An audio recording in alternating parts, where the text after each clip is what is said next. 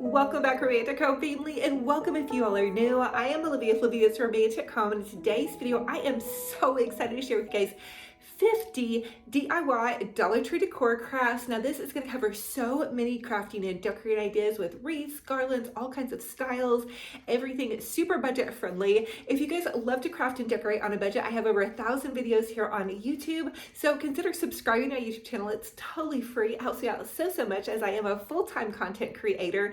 And if you guys need a daily crafting inspiration, which I love to craft and decorate so much, I just love watching so many videos, pop over to my Olivia's Romantic Home DIY Facebook page where I share about 6 or 7 crafting and decorating videos a day over there. And this is awesome. I just created a free group page for you all to share photos of your home decor and DIY projects. And thank you for everybody that's posting over there because your ideas are amazing. I am super inspired.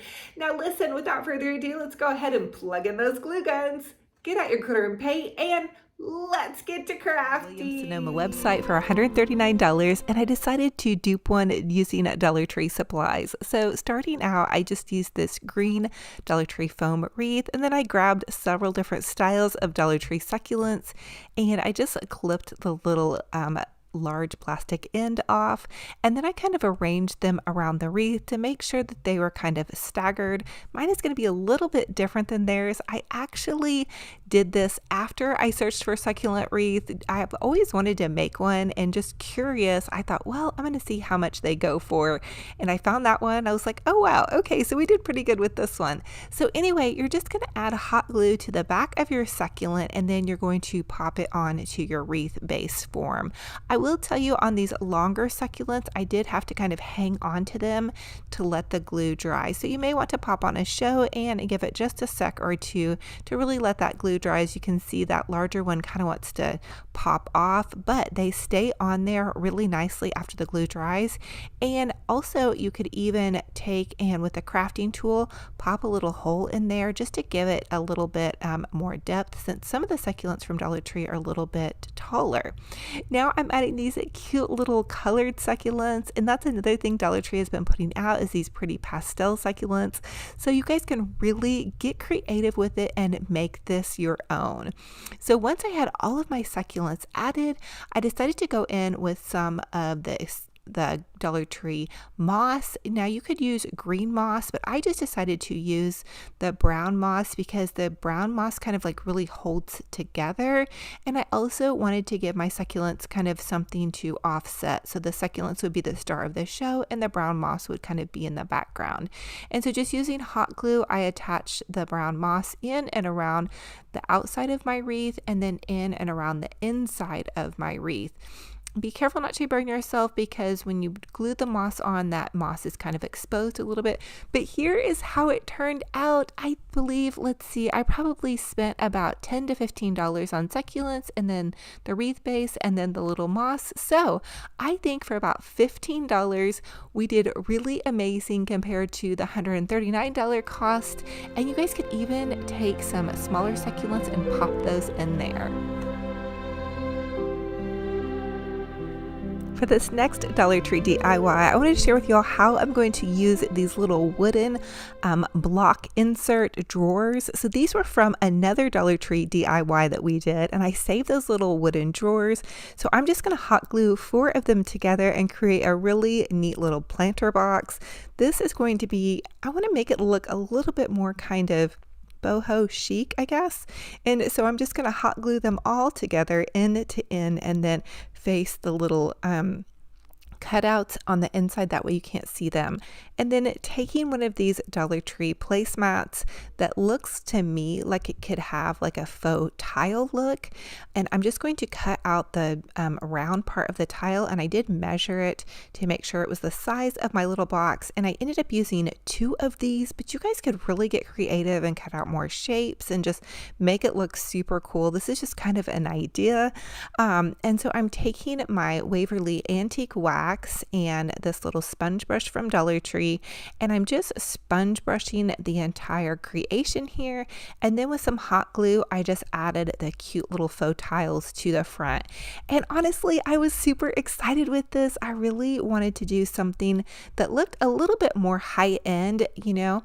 And here's another little hack for you. If you have these little smaller wood boxes, the Dollar Tree foam dice fit perfectly down into your box. And you can just take a little crafting tool because they're really snug in a bug rug, and you can just pop your greenery in that way. So Dollar Tree is carrying some amazing greenery. You guys are going to have to check it out. But I'm just trimming off the greenery, and then with the little holes that I poked using my crafting tool, I'm very easily, no glue required, popping these in here. You could even add in some extra glue. I kind of even shook it around to make sure that they were going to stay, but you could even hot glue the ends of your stems if you wanted to really make them secure. Like maybe you're putting this out on your patio. I'm going to use it on my dining room table, but if you were putting it out like on your patio, you may want to add some dabs of hot glue. But I'm telling you, these little foam dice are a great hack for floral foam. And so here is what it looks like with just 2 bundles of greenery. I decided to fill it out even more and add 1 more bundle of greenery just so it looks nice and full. And then I use a little bit of moss in and around where the foam blocks are, because we don't want to see them, of course. And that also gives it like a really natural kind of earthy appearance. And it looks so fabulous popped into my little table centerpiece. I put it on top of a couple of vintage books just to give it some dimension and this feeling like we're kicking back with our summer table. We can grab a book, a cold drink, and just enjoy.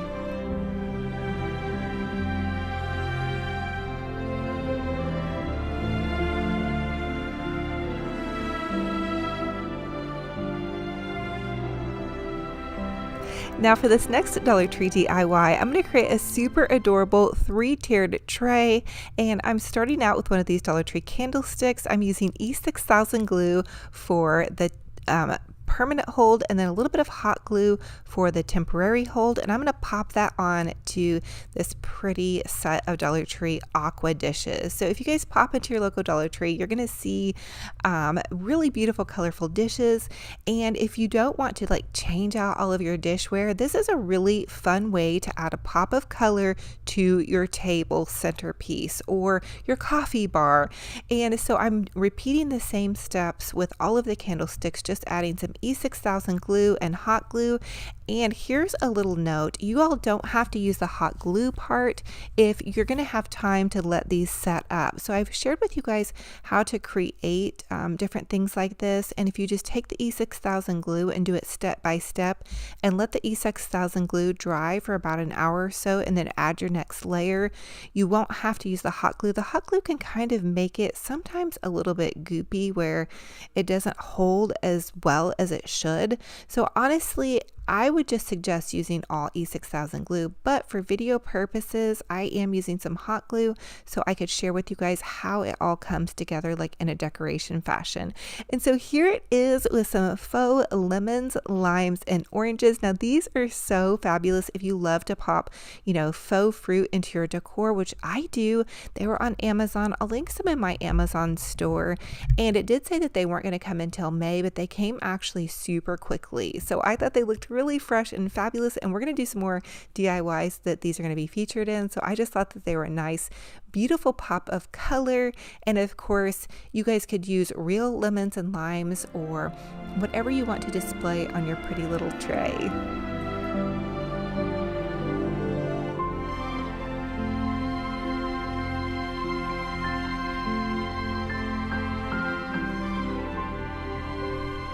This next Dollar Tree DIY is such a fun one. You're just going to take some greenery, and I took a piece of lamb's ear and then some of this Walmart lavender, and using some zip ties, I just zip tied them together, and then I used some smaller pieces of lavender left over from another project, and I'm going to zip tie them on to the top. So you can use like a piece of garland. I just used the end of an lamb's ear garland, but any greenery back behind this this would work.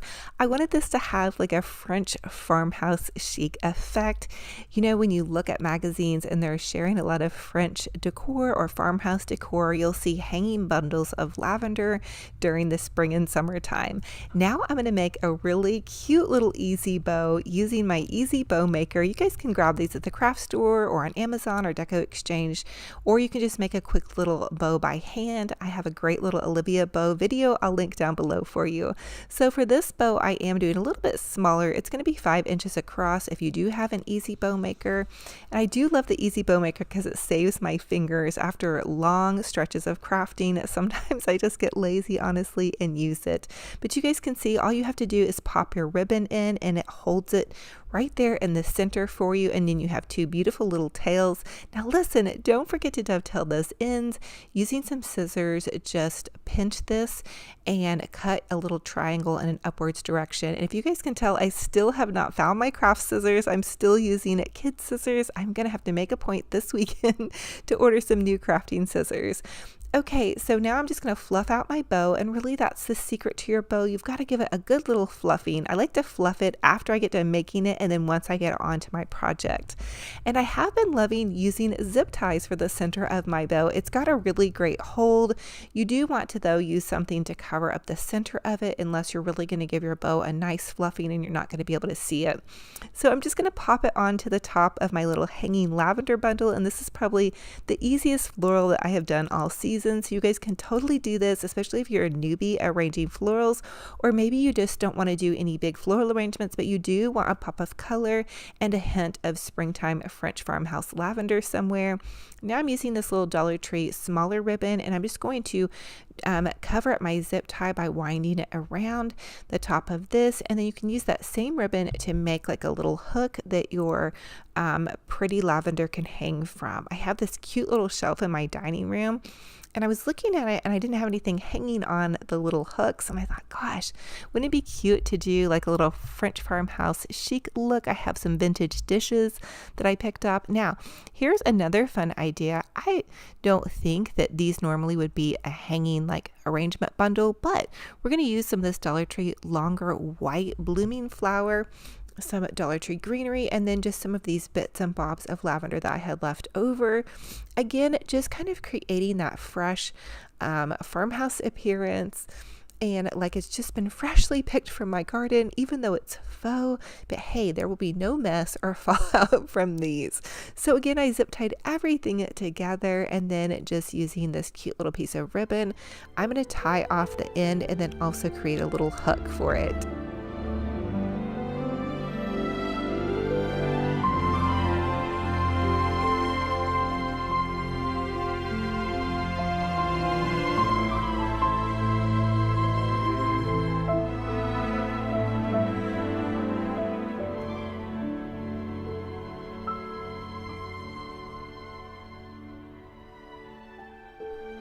For this next Dollar Tree DIY, I want to share with you all how to create a really super easy little high-end kind of Pottery Barn inspired raised bowl. So I'm taking this little Dollar Tree trinket box, I flipped it over, and then using some hot glue and one of those Succulent garden plastic planters, I'm just going to hot glue the planter to the top of this little flipped over trinket jar.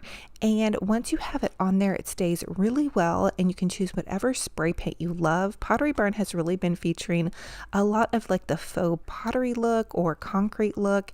And so I did have this satin spray paint in my stash. It's Rust-Oleum 2X, and it's a really pretty beige. It's not like all the way beige, but it's kind of a light beige. Anyway, I just took it outside and gave it a nice coating of spray paint, and I did it on flipped over. Now, I did this because in case I wanted to put some wrapped candies or something inside of it, or anything inside of it that shouldn't have spray paint touching it, I wanted to make sure that I was able to do that. Now I'm just going to do another one to match it, but do it a little bit taller by using this Dollar Tree candlestick, and again just hot gluing the little Succulent container to the top of the candlestick. And then this time I decided to use some black paint on this one, although I was running low on my black paint, but I gave it a good spray color. And you guys can really do these in any color. It doesn't have to be the neutral muted colors that Pottery Barn is showing. I just wanted to give you guys guys an idea of how to create kind of a more high-end look on a budget. And then once those had dried for about an hour, I just popped in some seashells and these little faux candlesticks that I want to share with you guys how to make using Dollar Tree supplies and some candles. And there we have like a really beautiful kind of spring, summer, beachy table centerpiece. And I think these would be lovely in an entryway table or even on a coffee table if you don't have small children or pets. I put this on my dining room table. I thought it was so fun and fabulous. And really, the sky is the limit on what you want to display in your beautiful little pedestal bowls. So just get creative with it, have fun, and go for it.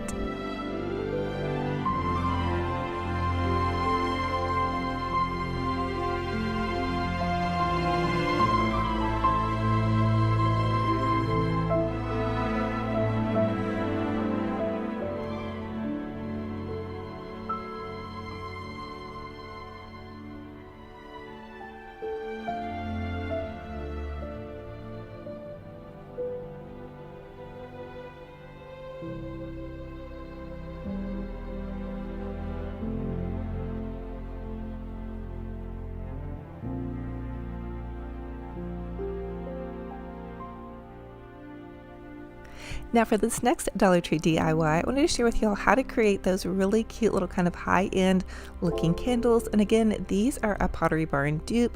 I'm just going to take 2 of the little Dollar Tree insert drawers, and they come in those little wooden boxes. And I had used the wooden boxes for a different craft, but now I'm going to use the drawer part. So I just hot glued them end to end, and I left the little cutout on the top. And I'm going to use one of those little Dollar Tree party glasses to pop into it. So I'm just using this Waverly antique wax to give it a nice good little coating here to kind of give it that kind of wood effect, but that really, pretty high-end wood effect. Now I'm going to take and I'm going to paint my little plastic party cups with some black spray paint. I painted them on one side but not on the inside, and then I did have to pop out some more of the cutout, and then just using some hot glue I popped my little party glass into here, and that created like a little bowl to put my candle in. You could also pop like some little faux succulents into these, but here they are. And then I just used some little Dollar Tree rocks, but again, really get creative with it and customize this to match whatever decor that you love and whatever decor that you're decorating your home with. And then once I had those popped in, I just added in some cute little votives, and you guys could use real votives or fake votives, depending. And then you guys have this little fabulous candlestick holder that looks really high end, but it's on a total budget. So now, the other thing is the little part of the cutout is still facing the other direction. So you want to stain the inside of your box, or you could even pop some little seashells or goodies inside of that. So here it is popped into my little dining room table, and it's so fun, fabulous on a budget.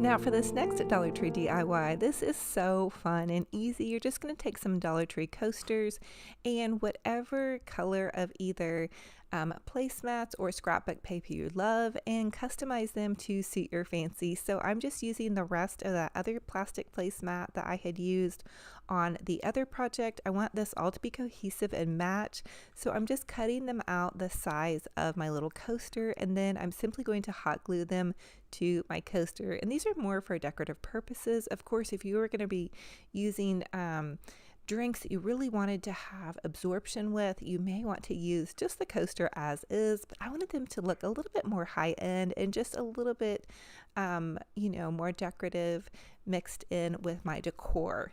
So I'm going to use them as a centerpiece on my little table setting, and then also probably pop them outside on my patio for some cute little coasters.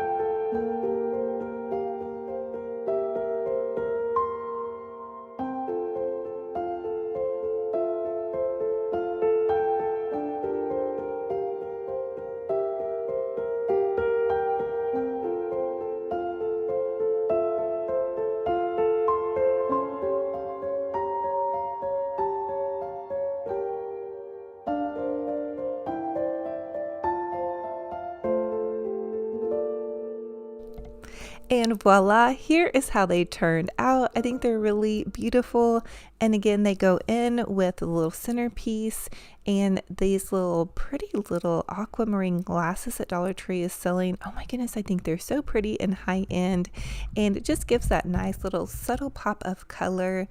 Very balanced and budget friendly, and also a little bit boutique gorgeous. Now this next Dollar Tree DIY is so easy. You're just going to grab a Dollar Tree candlestick and one of their like little small fishbowl looking glasses, and using some E6000 glue or hot glue or both, whatever floats your boat, you're going to add the little bowls to the top of your candlesticks. And honestly, I just suggest using E6000 glue if you have time to let it dry.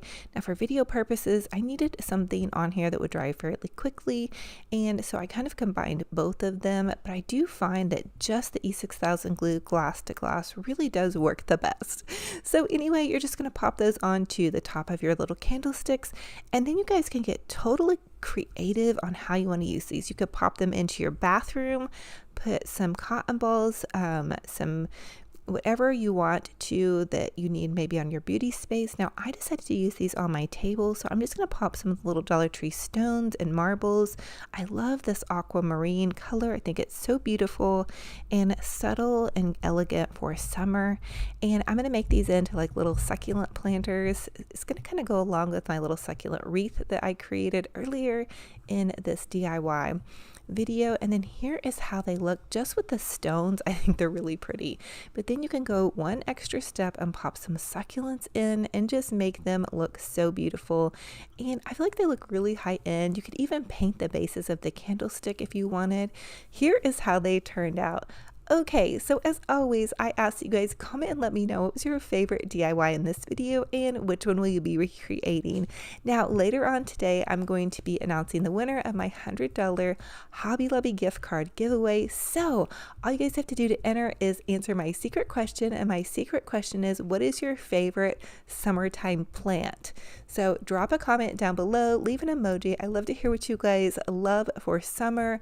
I'm going to be doing some gardening, hopefully now that all the frost has passed. So excited to share this DIY with y'all. We are going to create a super adorable, easy summertime wreath. So I'm starting out with this grapevine base that I grabbed from a Walmart, and then using some greenery, I'm just going to add some greenery picks to the base and then along the top. So just a little tip when you guys create wreaths, it's really great to kind of just start with some greenery first and then add in flowers and bows. So again, I'm just cascading my greenery up the side of the wreath and then some down the side, and I am using some dabs of hot glue as well. Now I'm taking this Dollar Tree lemon branch that I created, and to create a lemon branch, you'll just grab some Dollar Tree lemons and then one of their cotton stems and then just hot glue them to the cotton stem, and then I added one of the little Dollar Tree foliage garland around that, and that created this really pretty little lemon branch stem. And so I had two of those, and I'm actually going to just zip tie these in one spot, kind of the center heaviest spot of them, and then that's going to add my lemons on. Now I do have an Amazon store that I'll link lemons in as well if you can't find them at Dollar Tree. I know it can be kind of hit or miss. Also, I know Walmart carries them. I've heard that that's a really great deal as well. The next thing I want to do is create a super little easy bow. I had this black and white ribbon in my stash. I believe I picked it up at Hobby Lobby.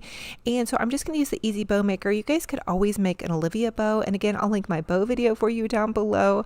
But just use the easy bow maker if you're using it. This is a 6-inch bow. I love the easy bow maker. It just goes side to side. You have this cute little bow.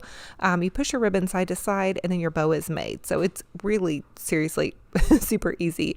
And you guys can pick those up at Michael's, or I believe Deco Exchange sells them as well. I think they're like 13 bucks. Okay, now I'm taking a zip tie again, and I'm going to zip tie my little easy bow to my wreath. I've really been loving zip ties lately.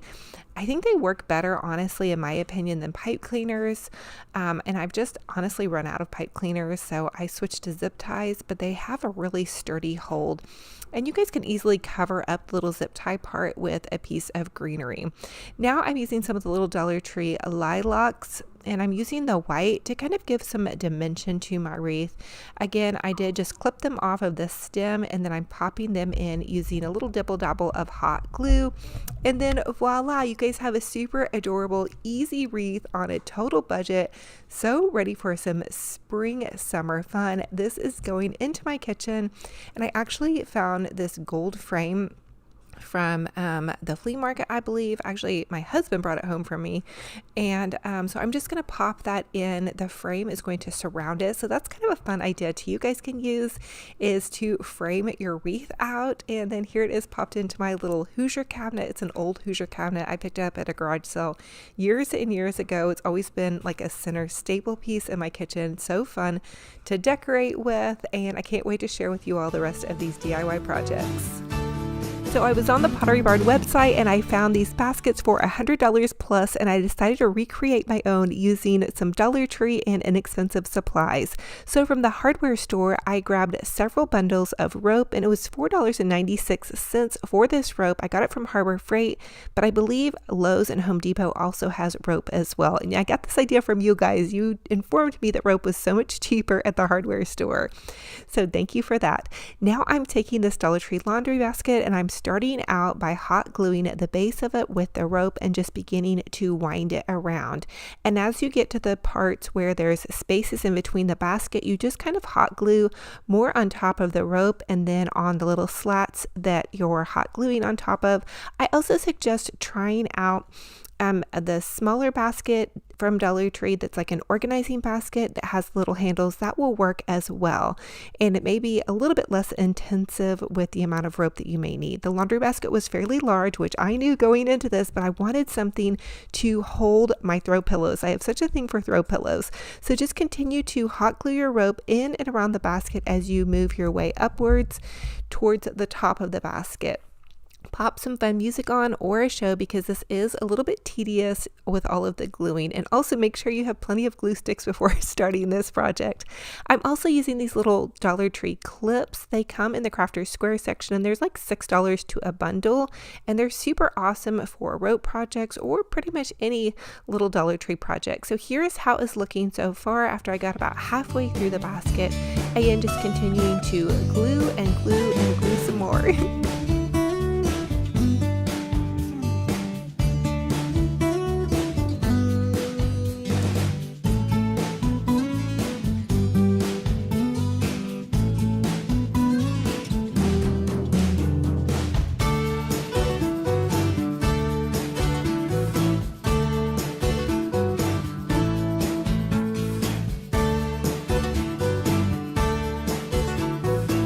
So once I got to the top part of my basket, I just used my wire cutters and quickly cut the top of the basket off. You could also use scissors as well.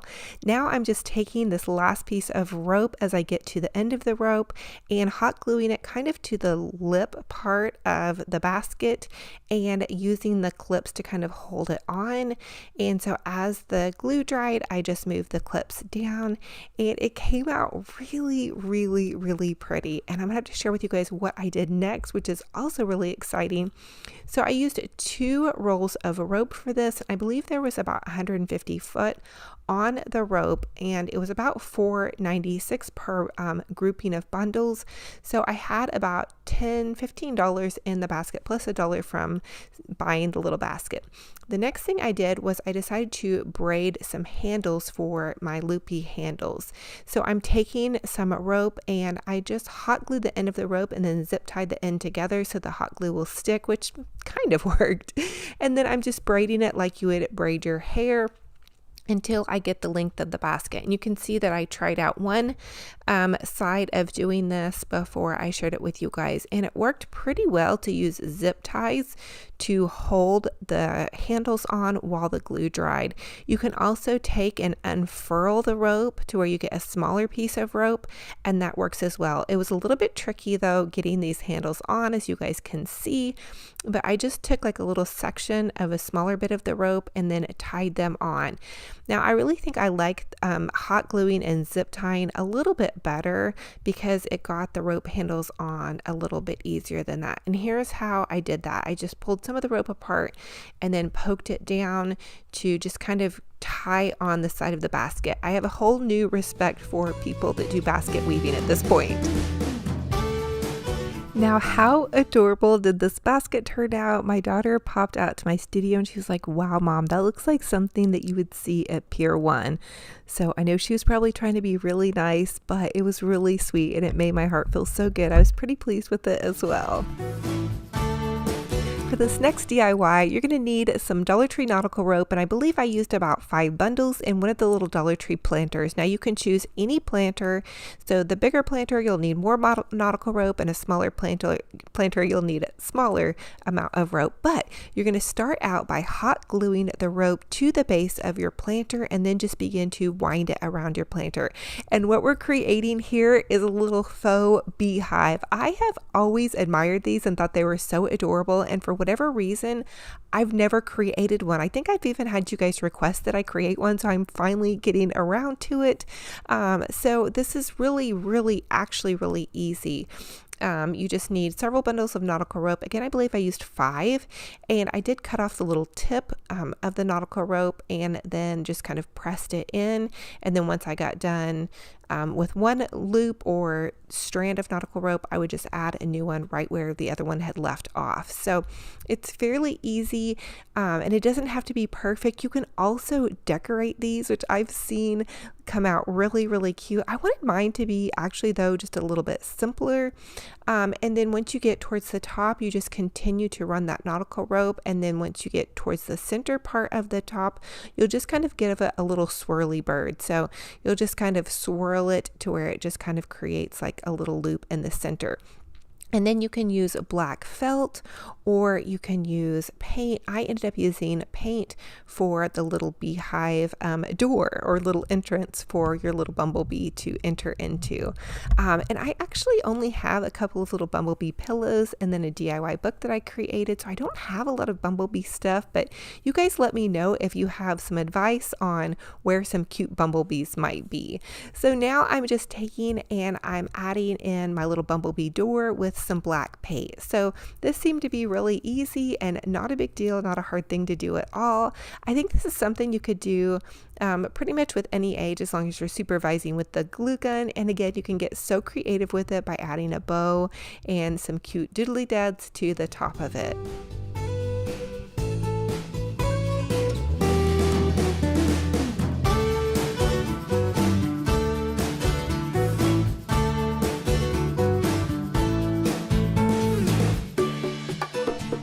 Now using some hot glue and a smaller piece of nautical rope, I just added the little bumblebee door, and then there you have that. And I decided that I wanted my beehive to be a little bit more hivey at the top, which I'm not sure that that makes sense, but I'm just using some hot glue and I'm adding one more strand of the nautical rope. And you can see Benji Bear down there. He was crafting as well, and he's so good at getting into everything while I'm crafting. Oh my goodness, he's like a little kid, but anyway, it's so fun having him around. Okay, so I'm just continuing to swirl all the way up to the top, and then I even created like a little handle at the top of it just by gluing that into the center part. And then there you have that, a fabulous little bumblebee hive on a total budget. I thought this was so fun and easy and adorable, and I'm not sure why I haven't ever tried any bumblebee stuff recently, but now I think I'm going to, and I really need to find a cute little bumblebee to add to my hive. So you guys are definitely going to have to let me know where those might be. Maybe I'll check out Hobby Lobby. I did notice when I was in last time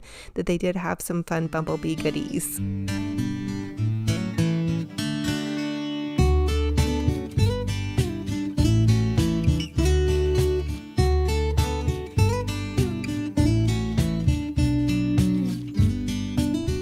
This next DIY, I'm so excited to share with you how to create a super easy little Dollar Tree tray. So you're going to grab from the party section one of the Dollar Tree plastic trays, and then I'm just using this farmer's market calendar that I found last season, and I'm cutting out the fresh lemonade.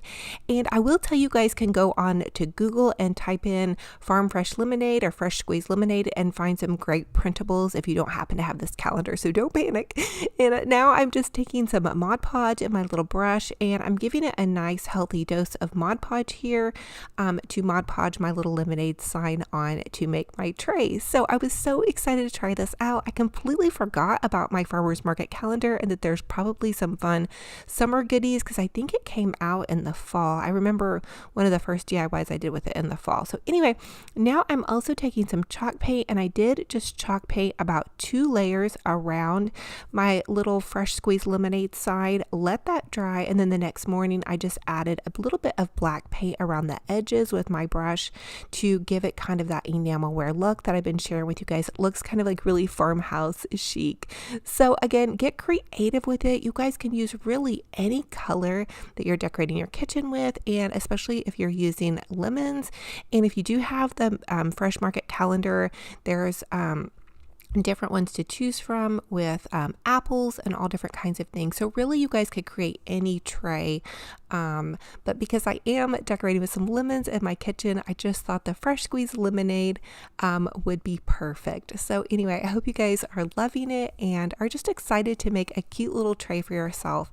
Now here is how it turned out, and I just popped it into my little hutch with all of my kitchen decor goodies.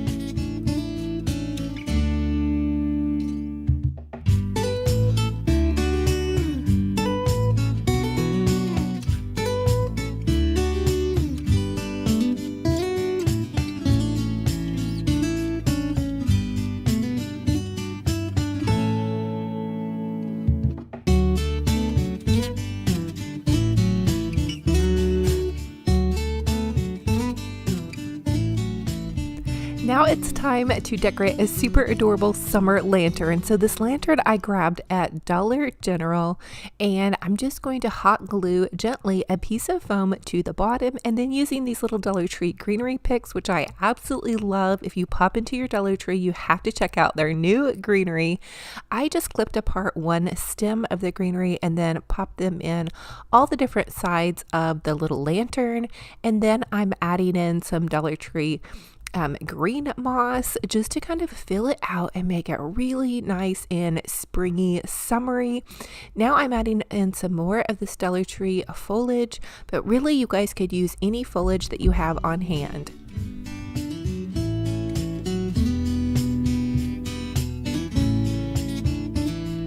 The next thing I really thought would be super adorable was to pop in some of these Dollar Tree lemons. Now for my lemons, and also these limes are now available at the Dollar Tree. I was so excited to find them. All you have to do is pop off the end of the lime or lemon, add a dab of hot glue, and then push in one of your little floral stems that you have left over from a floral. You could also use like a little kebab stick, but the floral stems work absolutely perfectly. And so I decided to pop some lemons in 7 limes into this, and how adorable does this look so far? I feel like it's so fun and springy, summery fresh. This is going to be popped in either on my dining room table or in my kitchen, just for a little splash of summer zest greenery, and a little bit of a lemon lime zest as well. I've really been crushing on citruses lately. And so then I'm just continuing to add a little bit more greenery, and then you can use a flickering flameless candle to pop into the center of that. I added some moss also over that. Dollar Tree sells Spanish moss and also the green moss in their crafting section. And then the flickering flameless candles, you guys can get these anywhere. I love to grab mine off of Amazon. Right now they're $13, and then I think they have like a couple dollar off coupon. I made a quick little loopy Olivia bow, just 2 loops on each side. Check my bow video down below if you need help making bows. And then I'm just going to tie it on with this cute little lemon ribbon that they have available from Dollar Tree. Give it a nice healthy fluffing. Oh, and the black and white striped ribbon is from Hobby Lobby. So, but Dollar Tree has ribbon, or really any ribbon you have in your craft stash. I'm just using what I already have in my stash.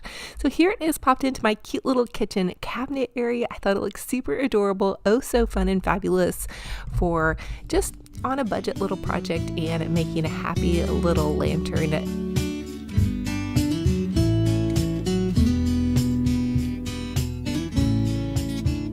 For this Dollar Tree DIY, I'm so excited to share with you how you can take 2 of the Dollar Tree longer signs, and I'm using the love signs left over from Valentine's Day, but you guys could use any of their longer signs, or if you just have a long board on hand, we're going to make a super adorable little farmhouse chic sign.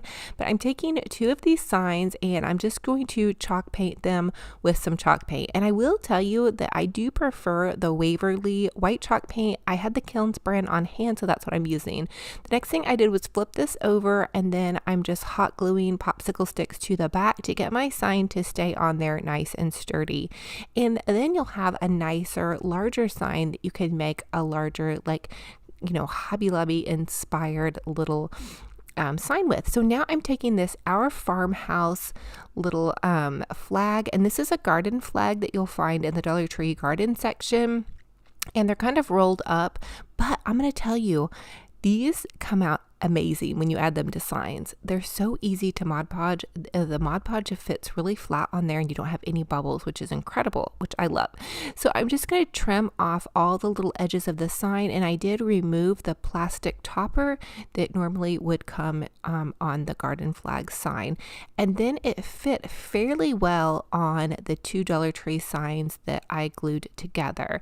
So now I'm going to use a generous layer of Mod Podge, and this is just Mod Podge that I grabbed from Walmart. Dollar Tree also carries this Mod Podge as well. So this is just so easy. It's such a fun way to make a sign. I've also made a sign similar to this using the lemon flag from Dollar Tree, and they have a really cute gnome flag out as well. I kind of have a little thing for their flags and their signs, but I thought this little Our Farmhouse sign would just be perfect for my kitchen. I have little roosters in there, so it's kind of like a French country farmhouse chic vibe going on, so I just thought this would be so cute.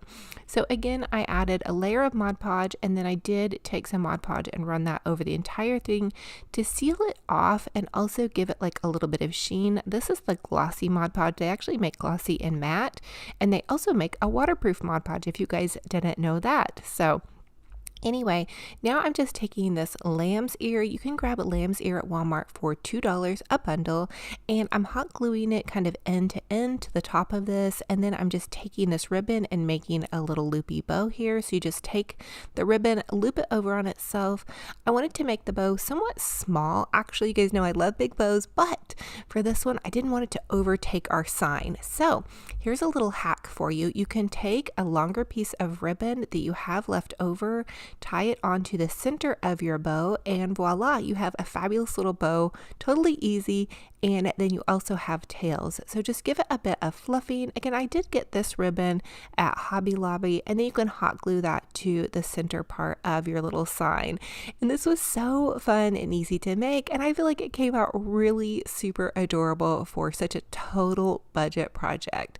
And then don't forget to dovetail your ends. So by dovetailing, I mean cut a little triangle in an upwards direction to finish off your ribbon. Give it a nice boutique finish. You could also do like a little side cut as well. You just don't want your ends to be all floppy after you've spent so much time on your little beautiful project here.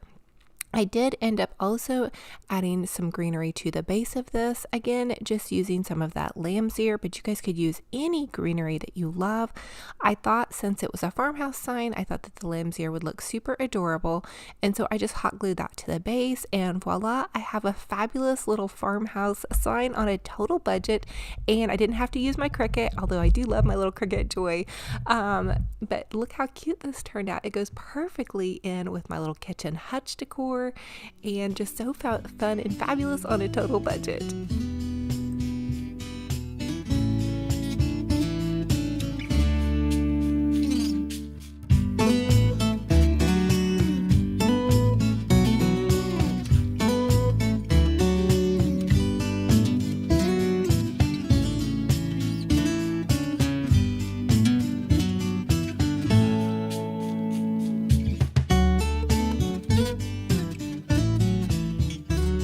Now this next Dollar Tree DIY is super easy, and let me tell you, I feel like the results are fabulous. So you're going to grab one of the Dollar Tree tote bags, and I found the Good Vibes Only and You're a Peach. When I saw them, I knew instantly I wanted to make throw pillows out of them. You guys know I love to make throw pillows out of pretty much everything under the sun: placemats, tea towels, and tote bags. So just take one of the Dollar Tree tote bags and remove the handles from it, and these are kind of like a little bit of like a cotton canvas or cotton material, so they just went perfectly, and they already have that little tote bag lip on the top. So you're just going to take, and after you stuff it with some stuffing, I just used pillow stuffing from a pillow that had seen better days that I wasn't using, and so I'm repurposing and reusing, which I love as well. But you'll just take that little lip and turn it under, and then you can hot glue the end part of your pillow together, and it already has really nice seams along the edges, so you only have to hot glue this one edge, which I absolutely love as well. Now listen, if you guys have a sewing machine or you just want to stitch this up, that will work too. You guys know that I love to use my hot glue gun, so it works perfectly fine. These are going to be popped out on my little patio most likely, or I may put these in my little basket next to my fireplace. So anyway, have fun with it, get creative, and go for it.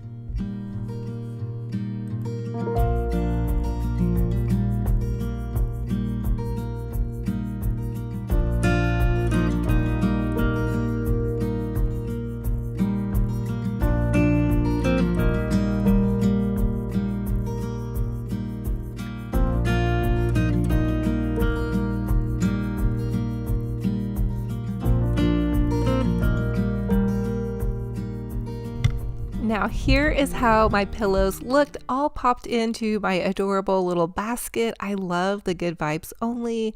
This is going to be so super cute on my patio. I have a covered patio, which I've been decorating and all of that fun stuff. And I believe I'm also going to use some Scotch Guard to Scotch Guard the pillows so they stay nice and fresh. And there's Benji Bear. He had to check everything out, and he started getting into my garland. This garland is from Hobby Lobby, in case you guys are wondering about the garland. But say hey to Benji Bear. He's my trusty assistant, also my creative director, and he's snoozing right now. He likes to snooze on the job because he gets into literally everything.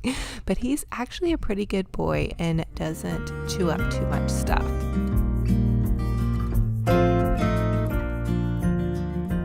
This next Dollar Tree DIY is so fun and easy, and all you need is a little wood plaque from the Dollar Tree Crafters Square section and some pretty paper and a little candlestick. So I chose this kind of black and white buffalo check plaid paper from Hobby Lobby. It's only 69 cents, and you can even find their paper on sale and get a better deal. I traced out the size of the plaque, and then I'm going to Mod Podge the paper to the plaque and then pop it onto my little candlestick Rustic. So this is a super easy, fun project. Anybody can do this. You guys could also use a little plate, but I just thought this plaque would be perfect. I have these cute little faux muffins that I love to decorate with that I get off of Amazon. I'll leave a link for you guys in the description box below.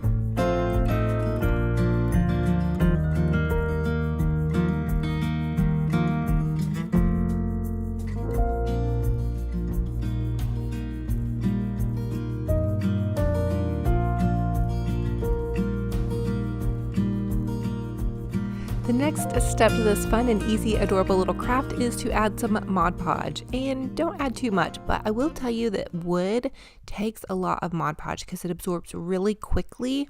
And so you kind of have to work quickly and also use quite a bit. But I did fine with this. I just had a little bit of a dibble dabble spill, and then I just grabbed my little sponge and sponged it up. And then you can just add your pretty paper, and look at how adorable this looks. I think it's so cute and it's so easy. You gotta love a cute, fun, easy craft. I also added some Mod Podge to the top of this, and again, you can use waterproof Mod Podge if you're going to be placing something that may get wet on top of your little stand, which would be really cute to do, like put it next to your sink and add like some dish soap or something fun like that. Now I'm taking this cute little Dollar Tree candlestick and I'm going to hot glue my plaque to the top of that, and voila, I have this fabulous little cake stand that was a total budget project. And then I decided to go one step further and add a little bit of black paint around the edges to just give it a little bit more of a farmhouse chic style. So it worked perfectly. It's so easy to use with these little brushes, and it's a total budget. I love it. It's a total win for me as well.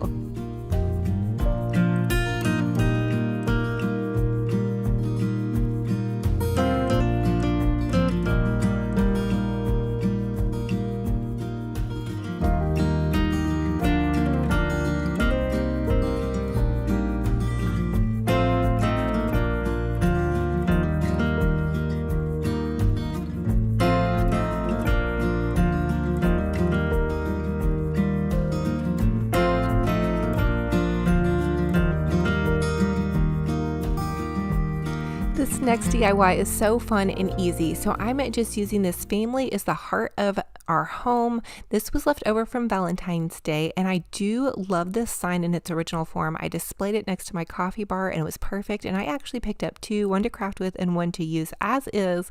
But I'm going to take some sandpaper and I'm just going to sand off the letters to make them a little bit more smooth. My idea is to create a fun little sign to go next to my beehive. Again, this is the first year that I've ever really done any bee decor, but I think it's really cute and super trendy. I noticed Hobby Lobby had a huge Honeybee section, as well as Walmart put out bee pillows, which I actually did grab some bee pillows from Walmart. They're $5 in their outdoor garden section. I'm using them on my patio. They are adorable. Back to the sign, you guys. Okay, so I'm just going to use some Mod Podge, and I'm going to Mod Podge a nice little hardy layer on the base of my sign, and then add my cute little honeybee sign part. And this honey bee came from the farmer's market calendar that they did put out last season. I found it in my crafting stash. I was super excited to find it, and I did do a blog post with a cute little honeybee printable as well. So if you guys go to my Olivia's Romantic Home blog, you can look at some of my printables I post on there, so you guys can check that out. I'll leave it a link in the description box for you guys below. If you didn't happen to find the calendar, you can maybe use that printable. It's not exactly like this, but it's pretty cute. I did add a layer of Mod Podge on top of my sign just to seal it in as well. Now this is the glossy Mod Podge, but you guys could choose matte or really whatever suits your fancy and floats your boat. I kind of thought about painting the frame black, but I decided just to leave it as is. Let me know what you guys think. I thought it looked nice offsetting the little lantern that I used on the other side, so that's kind of why I didn't go for black on it. But I do think that the frame would be really cute painted black, or even white and then distressed with some black paint. I don't know. Let me know what you guys think about that. But here is popped into my super adorable little kitchen setting. I'm loving it. So fun and fabulous. Oh, and if you guys need a good new summer candle, lemon cake pop candle from Bath and Body Works smells phenomenal. It smells so delicious, like a lemon cake pop.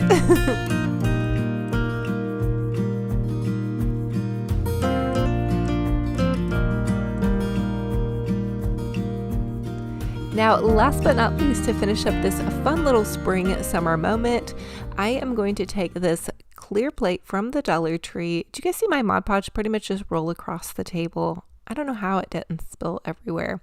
Anyway, you're going to add a lot of Mod Podge for this project, but it does dry clear, I promise you. And then I've had this cute little tea towel, and it says bloom where you're planted. This is also from the Dollar Tree, and I'm going to Mod Podge the tea towel to my plate. So I've never tried this before. I actually saw this craft on TikTok, so I'm trying out a TikTok craft, so bear with me here.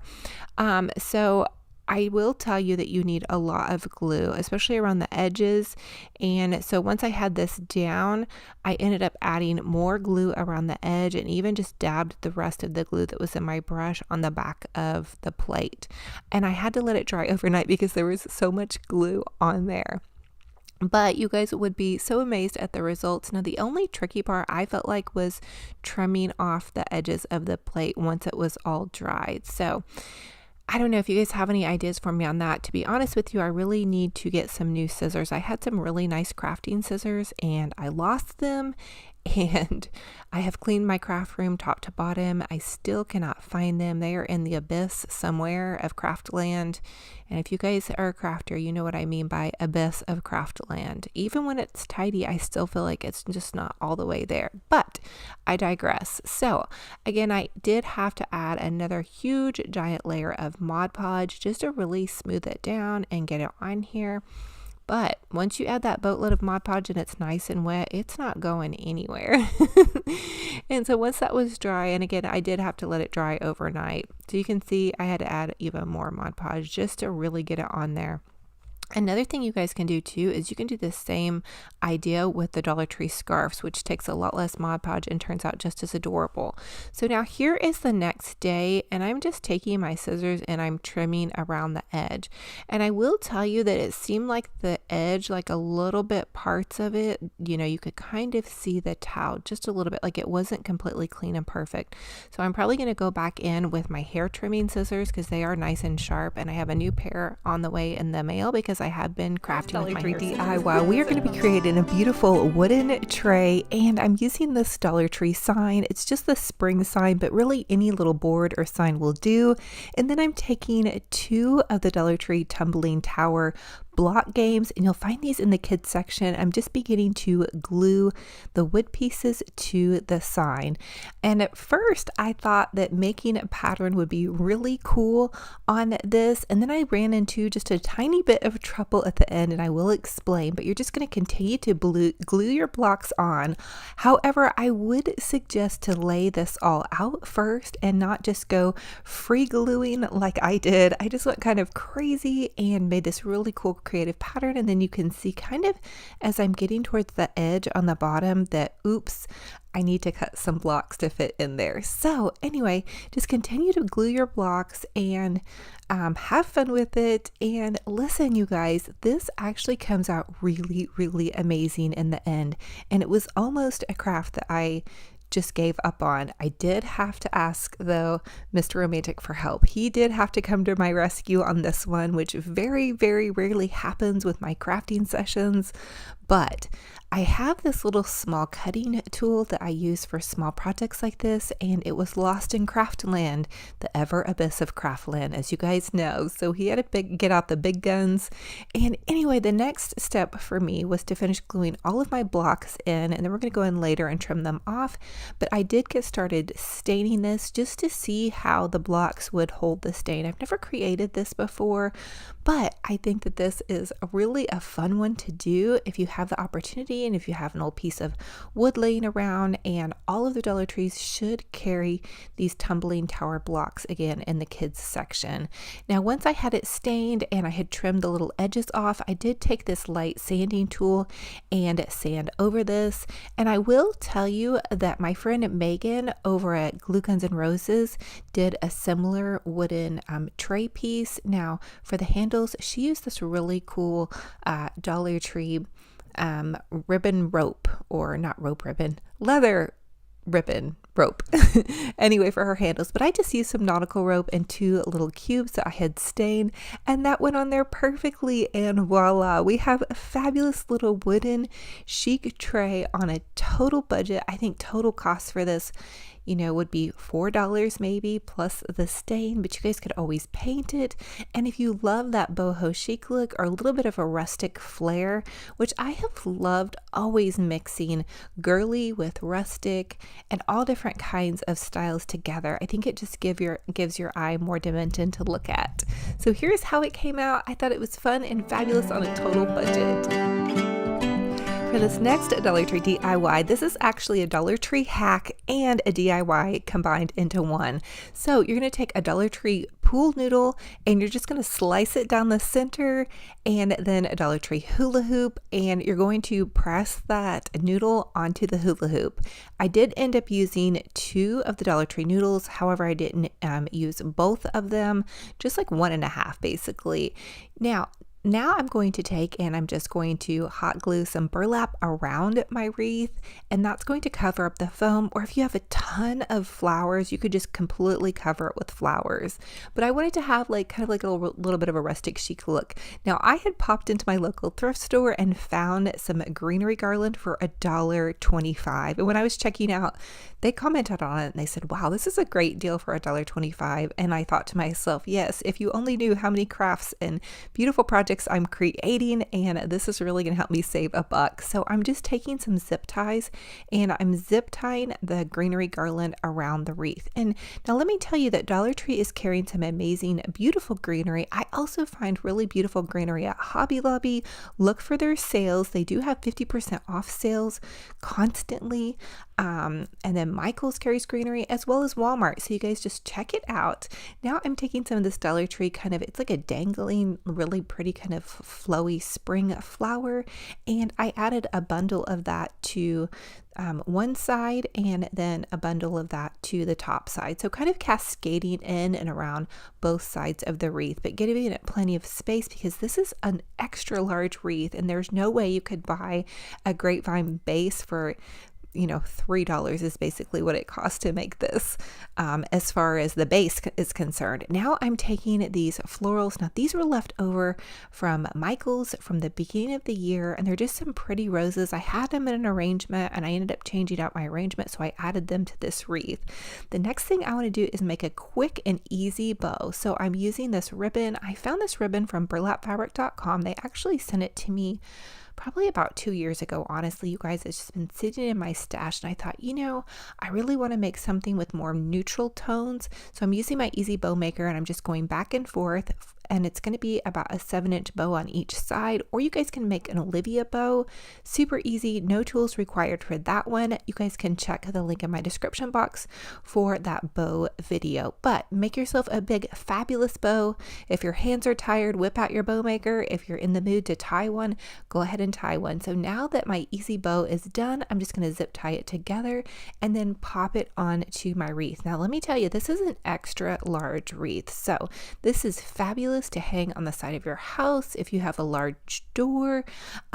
I hung this actually in my crafting studio. Now it may get moved around to my living room possibly.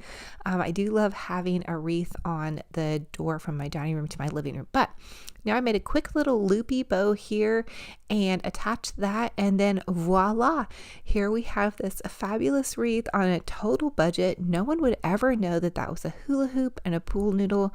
And if you don't have burlap fabric, dig into your fabric stash or grab an old white t-shirt. You can cut it into strips and wrap that around your wreath. I have done that so many times when I didn't have the right colored fabric. I'll just look into some old clothes or old fabric pieces.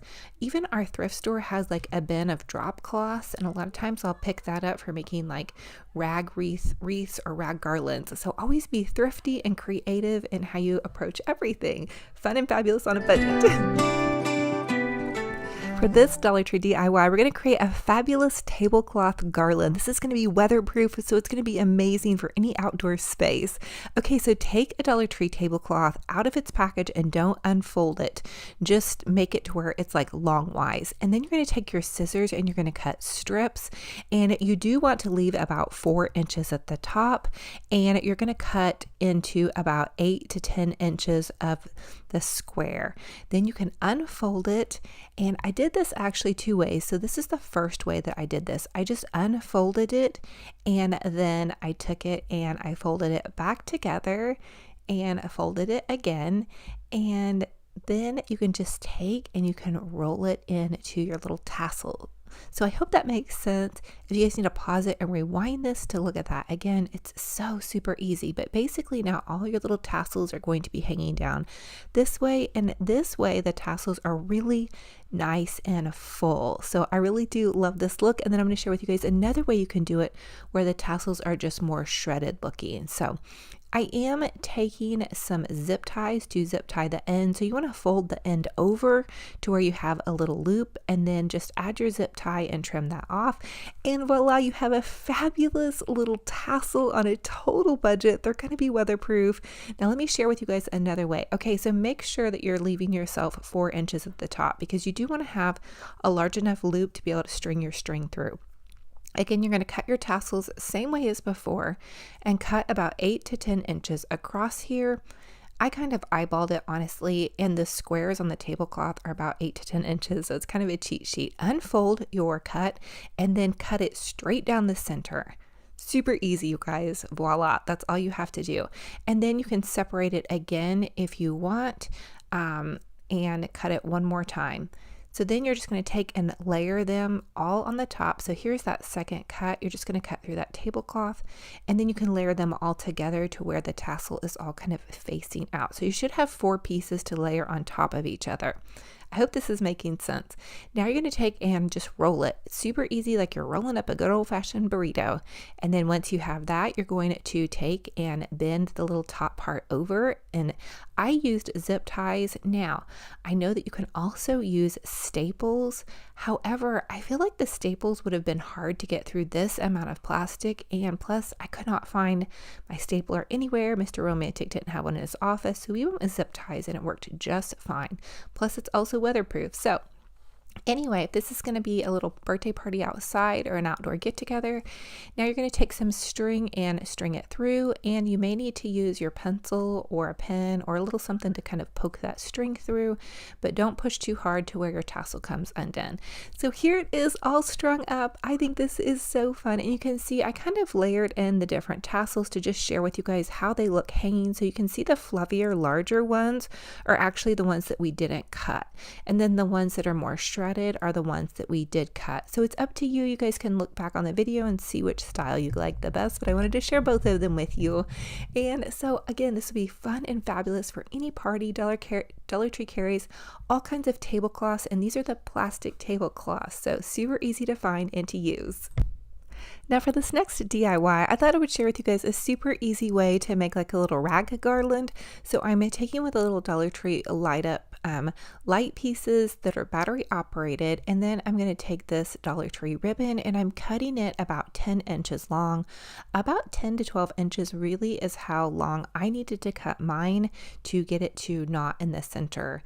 But basically we're just going to take this and we're going to tie it on to our little lighted garland. And you guys can use any ribbon you love. You can use strips of fabric, whatever suits your fancy and floats your boat, whatever you have in your stash. I had this ribbon hanging out in my stash forever, and I will tell you it may be kind of easier to do with not wired ribbon because this ribbon from Dollar Tree is wired. And I will tell you I used 4 rolls of ribbon plus the little battery operated lights from Dollar Tree, and so it was a $5 project, which I thought was pretty fabulous because I saw one of these in a decor store and it was $25 for a lighted rag garland, and I thought, oh my goodness, we can totally make this on a budget. So now you're just going to take and you're going to tie a little knot, and then your little garland is going to begin to take shape. Now I did think that this greenery light up piece was so cute, and actually a sweet friend of mine sent sent this to me. Thank you. But listen, I could not find really any way that I wanted to use it with the greenery on it, and I knew it would be kind of pretty with the greenery peeking through like a little peekaboo. So I didn't like push them all the way together. I kind of left a little space so it could kind of cascade in and around, and I was really excited to find a way to use this and just a fun idea for you guys. And you guys can really think about, these could be for 4th of July, just make them red, white, and blue. You could make these for a baby shower, a bridal shower, really whatever, space you want to decorate. And the other thing is Dollar Tree, for every holiday too, will sell like the plug-in little small Christmas lights. And that may have even worked better because it would have been a brighter light shining through. Now I did check this in the evening time and you could see the lights. So it turned out actually really pretty. And again, so easy on a total budget. You guys can totally do this. This craft could be for all ages, no hot glue required, just a lot of tying and cutting.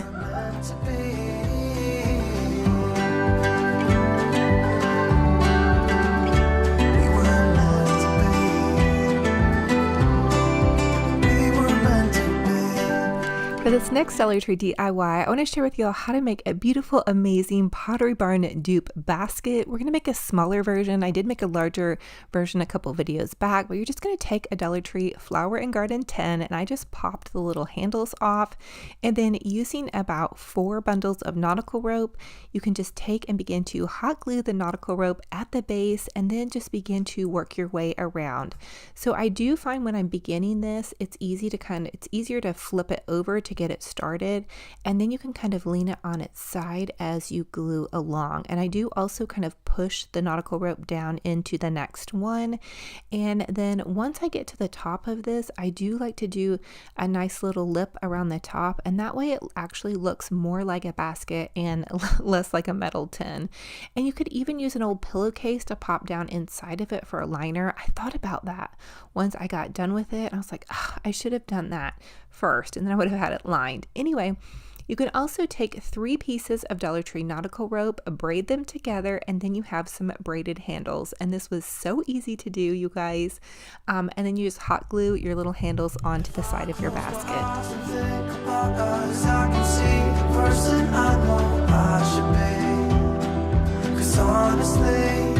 I don't have no time to waste. I'm trying to come back to you because now I see we were meant to be.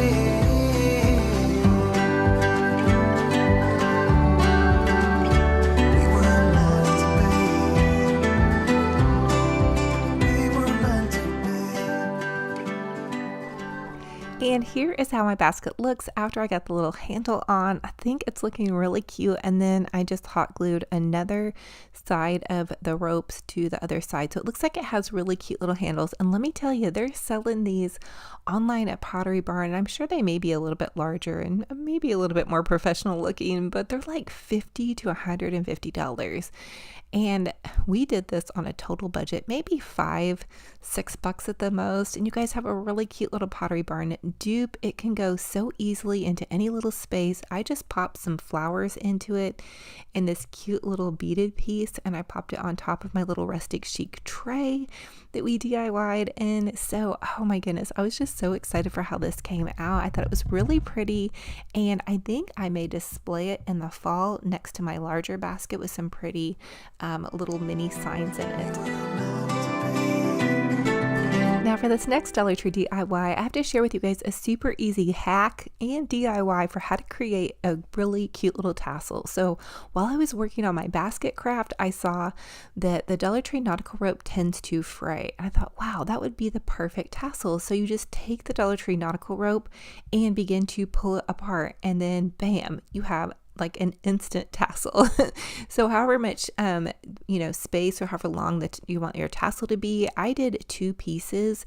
So you just take and pull it apart and then just kind of like fluff it out, and then you guys have an amazing little tassel. And then I just set mine aside once I had got it like pulled apart, because I decided I wanted to make like a little beaded piece. Again, I saw this on Pottery Barn website, and I think it was like $40 for a beaded piece with like a rope tassel on the end. And I was like, oh my goodness, we can totally do this on a budget.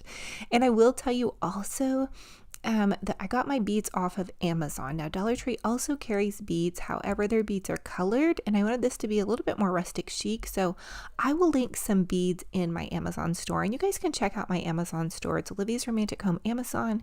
It's in the description box below. But I'm just taking some wire and I'm stringing my little wooden beads on the wire. Now if you're super patient, you can also paint these and make them look like sea glass. I wasn't that patient today, but I may do that in the future. Now I'm just taking the wire and you just wrap it around that first bead, and that creates the end of your bead. You don't have to glue anything. It stays on perfectly, and bam. So easy, on a budget. So here we go. Now we've got our little Dollar Tree nautical rope tassel, and I'm just taking a piece of twine and I'm going to tie the tassel onto the twine. Now this maybe wasn't like the best approach, but to me it was the easiest approach.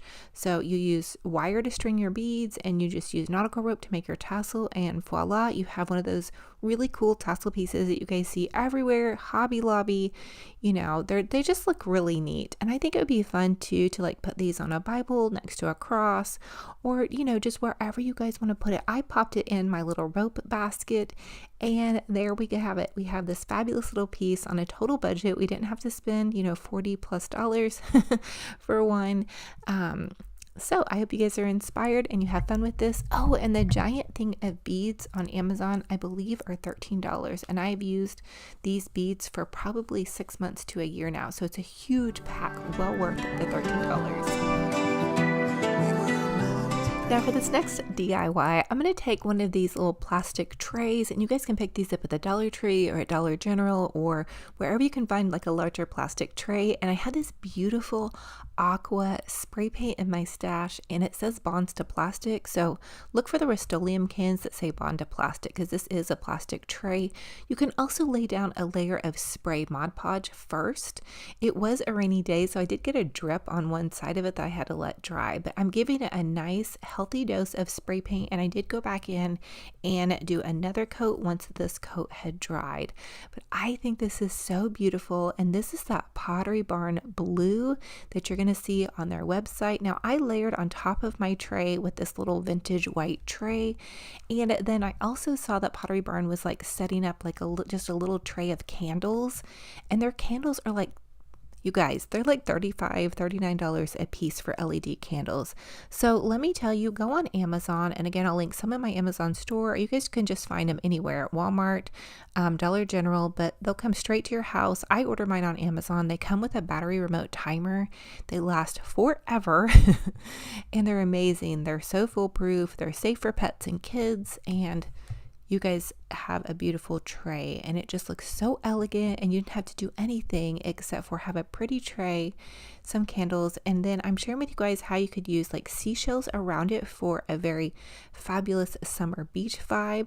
And then here's another idea. I didn't want to like pull everything apart, but you can take some of those fake lemons and limes. You can also order these off of Amazon. But you can add those in and around your tray, or you can use Dollar Tree stones. So as always, I ask that you guys comment and let me know what was your favorite DIY in this video, and which one will you be recreating? And the secret question is, where is your favorite summer vacation spot? And if you don't get to go on vacation this year, what is your favorite place to dream about going on vacation? I would love to hear in the comments below. That will give you guys an entry into the $100 Amazon gift card giveaway that I'm going to be hosting for you guys. And I just want to thank you guys for being here. And also, when I mentioned that we had a tornado warning earlier in the day, it is now a sunny day, way later, and everything is all good. So nobody was harmed in our little warning.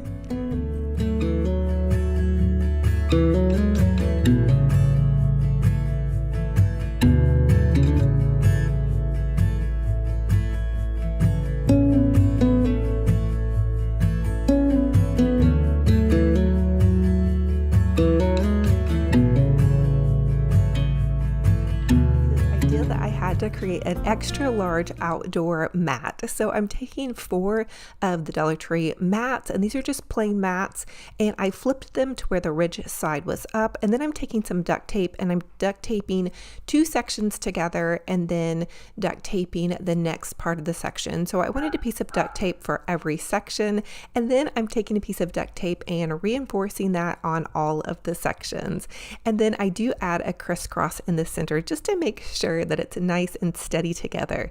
The next thing I did was I just grabbed some fabric from my fabric stash, and this was just a scrap piece of fabric you can tell I've been cutting on. And so then I'm just going to pop it onto my little mat and measure kind of to see the excess bit of fabric. I don't want to waste this. I actually want to take the rest of the fabric and make like a little rag garland eventually, or just use it for another project. I think this kind of khaki buffalo check is really cute. Okay, so once I had that done, I started hot gluing the edge of the fabric onto the mat. Now I actually made one of these last season and it worked really great for the season, and this is just a fun little way that you guys can recover a mat and not break the bank basically. And this is just going to be used for my front porch underneath my little I have a cute little bench on my front porch, and I was looking on Pinterest and it said ways to make your front porch look cozy, and it said add a mat. And I remember that I had grabbed these Dollar Tree floor mats and I was like, oh, I have the perfect idea for this. Okay, so anyway, continue to hot glue your fabric onto your mat, and I'm trying to think if there's any other glue that might work like even better. I used hot glue last year and it seemed to hold up just fine. So continue to hot glue as you go, and then just give your little edges a cute little tuck. But again, this isn't going to get really any traffic. It's kind of just more for decor pieces or purposes. And so again, I'm just continuing to hot glue as I go along. And then once I was finished with that, okay, I knew that I needed to waterproof it somehow because we don't want to just leave fabric hanging out. So I did grab some Scotch Guard, and before I Scotch Guarded it, I just used my iron and kind of went over the iron to smooth it down. The fabric, you may not be able to tell in the video, but it was like a little bit wrinkly, and so I didn't want wrinkled fabric. So anyway, and here's that Scotch Guard. It's water and sun shield Scotch Guard. I actually ordered it on Amazon, I think last fall. I meant to use it on some of my outdoor pillows, and so I've had it floating around in my craft stash, and I just gave it a nice coating. I will tell you to use this outside. It does have quite a bit of an odor, and so now this was in my crafting studio, so it wasn't that big of a deal, but next time I use it, I definitely will be using it outside. So I gave it a really nice healthy coating, and I will update you guys and let you know how long it's able to last. I thought this was a really cute idea for basically $4 for the mat, and then I already had the fabric, and then I just Scotch Guarded it. Now the other thing I did last year with my mat was I used some polyacrylic. I didn't use polyacrylic on this one because I wanted it to be able to dry quicker so I could share with you guys how it looked. But the polyacrylic does make it like really nice and stiff and water resistant. So I will tell you guys which one I end up liking the best. So let me know what you guys think about this. I think it's a cute little idea for underneath this front porch bench. For the next Dollar Tree DIY, I want to share with you all how to make a beautiful blooming floral using one of the Dollar Tree wine buckets. Okay, so this is so easy. All you guys have to do is grab a Dollar Tree wine bucket and pop some foam inside of it, and then like some little rocks. And then I'm taking some Dollar Tree greenery, and you want to cut the greenery at the stem. And so I have some of the leafy greenery from Dollar Tree, and then also some of this kind of like spiny, it almost looks a little bit like a eucalyptus greenery. I'm not for sure. It just says greenery on the tag. But anyway, I'm going to alternate the fluffy greenery with the smaller greenery, and you want to bunch them really close together. So I was watching a floral designer over the weekend, and I saw how he was doing a fresh flower arrangement, and he was using a ton of greenery, and it turned out beautifully. Now he was doing a bouquet of roses, but I thought we could try doing something using Dollar Tree supplies and doing something more summer themed. So I ended up loving how this turned out. But the key is what he said, and is what I'm going to pass along to you guys, is to do all of your greenery around the base and make it really, really nice and full. And then you can just choose a couple of really beautiful select flowers to put in the center. And so really get it really nice and full. So for this wine bucket, I'm using 4 bundles total of this greenery. So 2 of the big stem leafy and then 2 of the little eucalyptus, and I did cut them. Usually I'm kind of lazy with my arrangements and I just pop greenery in, on the stem.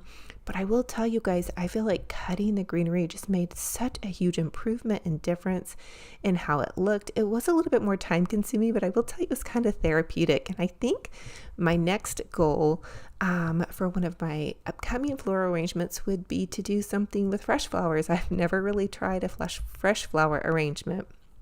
Anyway, I'm continuing to add some greenery, and then for this one, I wanted to make this a very versatile arrangement. So in my mind, I thought, let's do something that can go through the summer.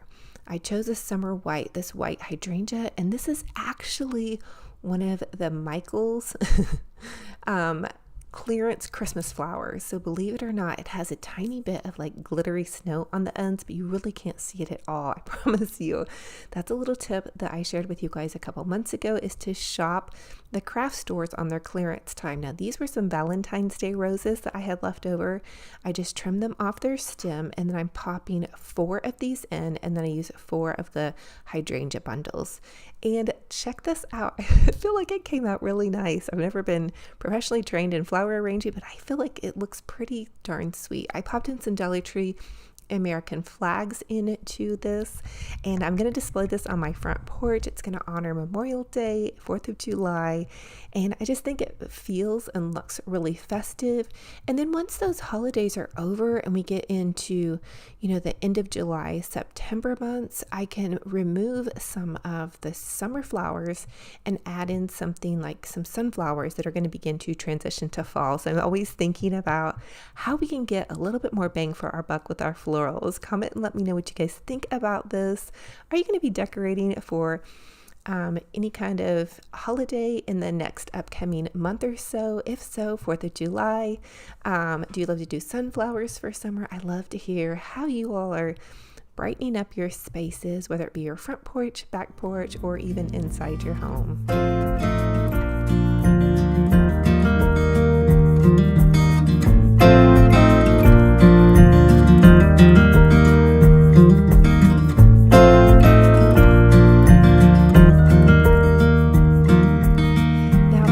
Dollar Tree DIY, I'm going to take several of the Dollar Tree leis.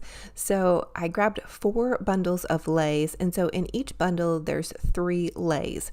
So what I'm going to do is just take this little Dollar Tree styrofoam frame and some zip ties, and I'm just going to zip tie this lei to the frame. So I zip tied it on each end, then trimmed off the zip tie, and I tried to keep the zip ties all on one side, like the little bumpy end.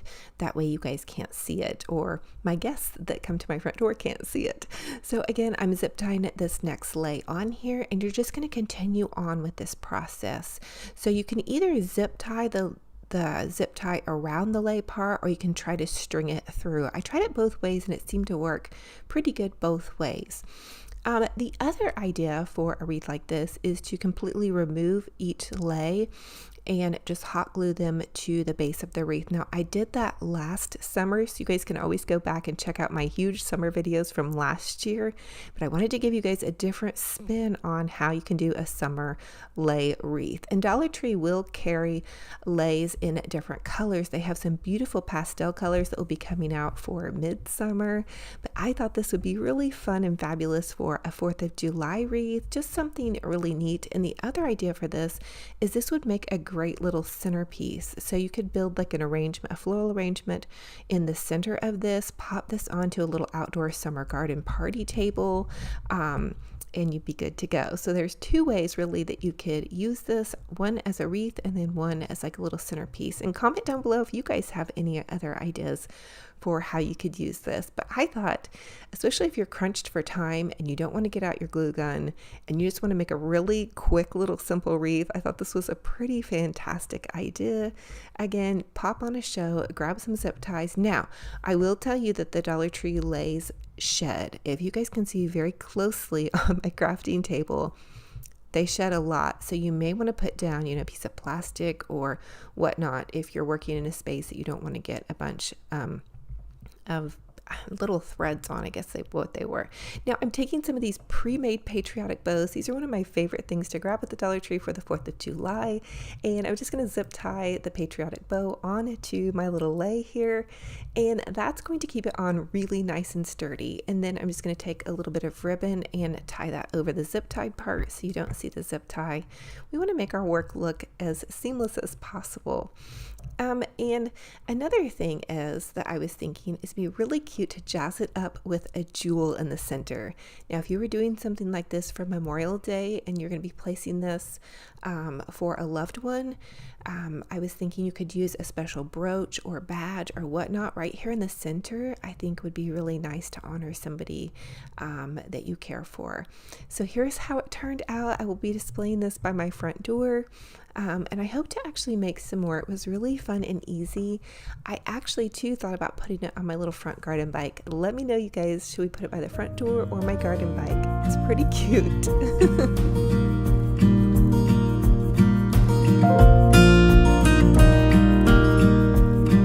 Now for this next Dollar Tree DIY, I want to share with y'all how to make a really beautiful faux terracotta pot, and then we're going to make it into a fabulous topiary.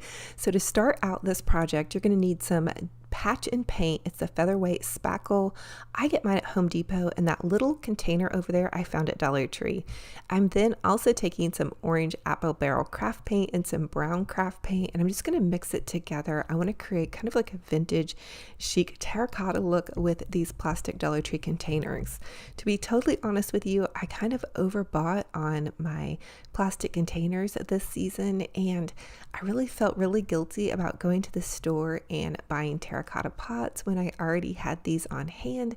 So I thought, why not turn them into a faux terracotta pot? And something is very therapeutic about mixing this together. Oh, and I meant to tell you, okay, so with your spackle, you mix 1 cup of spackle to 1 cup of regular paint. So I mixed 1 cup of spackle to 1 cup of my white paint and then added in the rest of my paint for color. And I'm taking a popsicle stick and just beginning to run this over the plastic terracotta pot. Now I will tell you that it might have been helpful for me to have laid down a layer of Mod Podge first, so my spackle had something to grip to a little bit more. And I think also I may have gotten it a little bit runny. I may have added a little bit too much paint. As you guys could tell, I didn't measure it. I just kind of went for it, which is kind of how I'm in the kitchen. And sometimes it works and sometimes it doesn't work so well. So anyway, here's another idea too. I mean, it worked out fine. It goes on really nicely. And if you set these out in the sun, they dry in 30 minutes to an hour, like really nicely. Here you can also use your hand, and that was also kind of therapeutic as well. If I didn't have like my long fingernails, I would definitely have my gloves off and be going for it. Now here is it already dry, and now we're going to make it into a topiary. I'm using some Dollar Tree styrofoam. I hot glued that to the base and then added a dowel. I end up using a different dowel, so let's focus on the topiary part. I'm adding moss to this little Dollar Tree foam ball, and then I'm going to take this, it's just like viney greenery. It came from Amazon, but Dollar Tree is also selling a viney greenery, so just grab whatever you have in your stash. The next thing I'm doing is I'm going to take and I'm going to make a pin. So I took a part of that little stem from my greenery, folded it in half, and then just pushed it down into the foam ball to create like a floral pin. Now they make floral pins. You can buy them at the craft store. I didn't have any, and this is just a little hack that I personally use because I don't use floral pins really enough to think about buying them. Anyway, now I'm going to take some of this Dollar Tree greenery and I'm just cutting it off and I'm poking it in kind of randomly, but also in a pattern a little bit on either side of the topiary, and just kind of creating like just a blooming topiary, I guess. Listen, I love Nicholas Fairford. If you have not checked him out, he has this beautiful YouTube channel, super relaxing. But he does a ton of these topiaries, and I've been eyeing them and drooling over them. I think he buys his maybe store-bought, but I'm going to make my own. Now, I took 3 Dollar Tree wooden dowels, zip-tied them together, and then popped my little topiary into the top. And then I'm going in with some just little antique Waverly wax, and I'm just going to kind of stain the base of this to make it look more like a piece of wood or stick. In fact, I probably could have gone out to my yard actually and grabbed a little bit bigger of a stick, and I may actually do that. I don't even know why I didn't think about that when I was doing this. I created 2 of these. One had a little bit less of the greenery, but I think they turned out pretty fantastic. Now, if you're going to leave these outside, you need to seal them with some waterproof Mod Podge and add a ton of stones to the base. I actually will end up taking these back inside, but they just look so pretty out here. I'm going to work on doing some for my outdoors, but I'll need to definitely seal them with some waterproof Mod Podge. For this next Dollar Tree DIY, I'm going to use this pillowcase. I ordered a set of these off of Amazon. They're like $12 for a set of 4. And then I'm taking 4 of these Dollar Tree little foam cushions. They're little seat cushions. I actually bought them to use for summer, but I'm not quite with the tropical all the way summer vibe yet. I think it's not quite hot enough. We don't have our little pool put up yet. And so I want to keep these, but I want to use them for another purpose for now. So I'm just going to take and tie the chair pieces together. So just take all those strings, gather them together, and tie them in like a loose little knot. What I want to create is a cute little seat cushion. This is going to be so easy. And you're probably wondering, well, why didn't you just go buy a seat cushion? Well, seat cushions are expensive, and I only need it for 1 seat. I have this pretty wicker chair on my front porch. It doesn't have a cushion, and I remembered that I had these seat cushions that I want to use for later in the summer. So I thought, well, I'll grab this. I'm going to Scotch guard it though with some water and sun Scotch guard stuff here. And I had this in my crafting stash from like back in November. I'm finally remembering to use it. And so I just Scotch guarded that really quickly. Now, here's another idea. I knew that I would want to put some cute little summer pillows on my front porch. I really feel like I'm a pillow hoarder. I had these in my studio, these little inserts, and they're kind of like a little flat. They're not super great. So I don't want to ruin them by putting them outside. So I thought if I put them inside of the Walmart bag, this is going to be on my covered front porch. I don't think it's going to get a lot of weather. I love putting pillows out there, but I have a major problem with pillows. They go flying off the minute it gets windy and we live on top of a hill. So here's my idea, and I will let you guys know if this is going to be a long-term solution. I'm putting a little dumbbell in the bottom of my pillow. We'll see if this is going to work. I also decided to Scotch guard this pillow as well. Please note, take your Scotch guard outside. I was in a little bit of a hurry trying to get these done, and I did notice it was rather fumey once I got done with these. So anyway, that's just a little tip for me to use. Scotch guard your stuff outside. But anyway, I did the same thing with the little blue pillow, put it inside of a plastic bag, popped it into this pillowcase, and then I'm dropping a dumbbell down in here. Now don't worry, this is going to go back behind a flower arrangement. There's a sign, so nobody's actually going to be sitting on these pillows, and I'm going to put them to the back. So if somebody did, remove all of my decor and then try to lean back on a pillow. Anyway, here's a way you can make a quick little pillow with just a couple of the Dollar Tree pads and a little pillowcase. I don't know if you guys are like me, but you have like a lot of these little pillowcases laying around. Again, you can get a 12-pack on Amazon. I have some of my Amazon store in my description box below. So here's my little front wicker chair. There we have it. We have some cute little new pillows on a total budget using stuff I already had. For this next Dollar Tree DIY, I'm going to share with you guys how to make a really cute terracotta pot bowl and floral arrangement. So we're going to use some of this DAP featherweight spackle and 1 cup of spackle to 1 cup of paint, and then you can add in some more paint for color. I didn't measure mine. It's probably helpful if you do. Anyway, I used a popsicle stick to really mix it up really, really good. A fork works even better. And then I went back in just to kind of give it a little bit more orange with some more orange paint. And then I just dipped my hand in. I do have gloves on, and you guys could do this without gloves, but I didn't want it all down in my fingernails. And you can just smooth it over one of those Dollar Tree party bowls. These are in the party bowl section or in the party section at Dollar Tree. These clear glass bowls. No, they're not glass, sorry, plastic. But I want to make a terracotta bowl. Again, I've really been crushing on that terracotta look. I think it looks so elegant, and you just want to smooth on one nice coat. And you can go back in and seal this with some waterproof Mod Podge. That will make it a little bit more weatherproof and last a little bit longer, which I plan to do with all of my faux terracotta creations. Now I'm just going to use some Dollar Tree foam, pop that into the base of my little bowl here.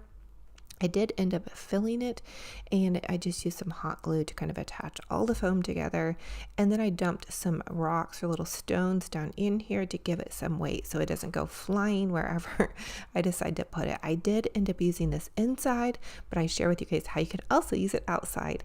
Now we're starting with greenery. This is Dollar Tree greenery. You want to start at the very base and move your greenery in and around the base of your bowl. Get it really, really close to where it's just cascading over.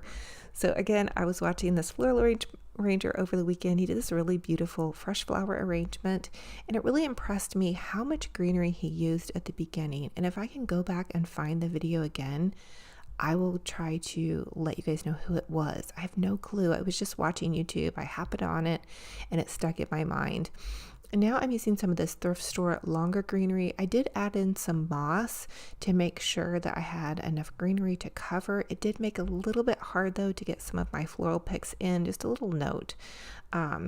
Anyway, this longer greenery was just in like an old thrift store arrangement that I grabbed last year. It's been laying around, so I'm really trying to pull out all of the flowers I have in my stash.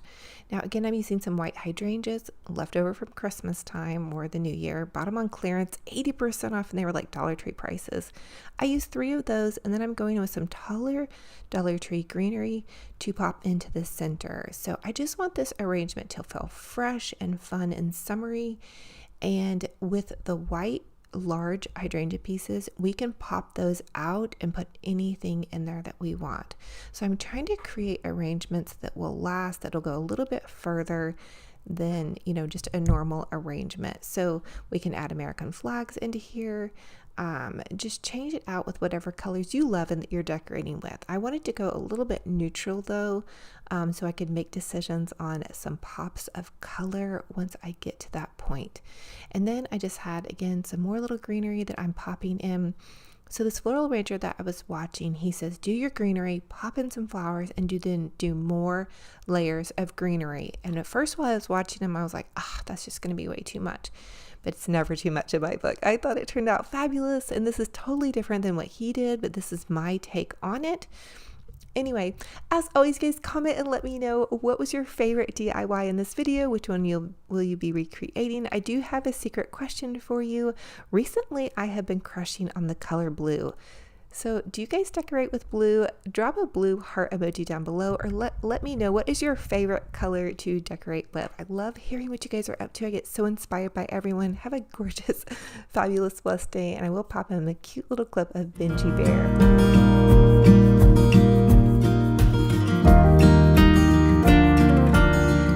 To share with y'all Benji Bear getting his very first pup cone or puppy dog cone. They have them at Culver's and I believe at Starbucks. And this was a hot day. He had gone to the groomers.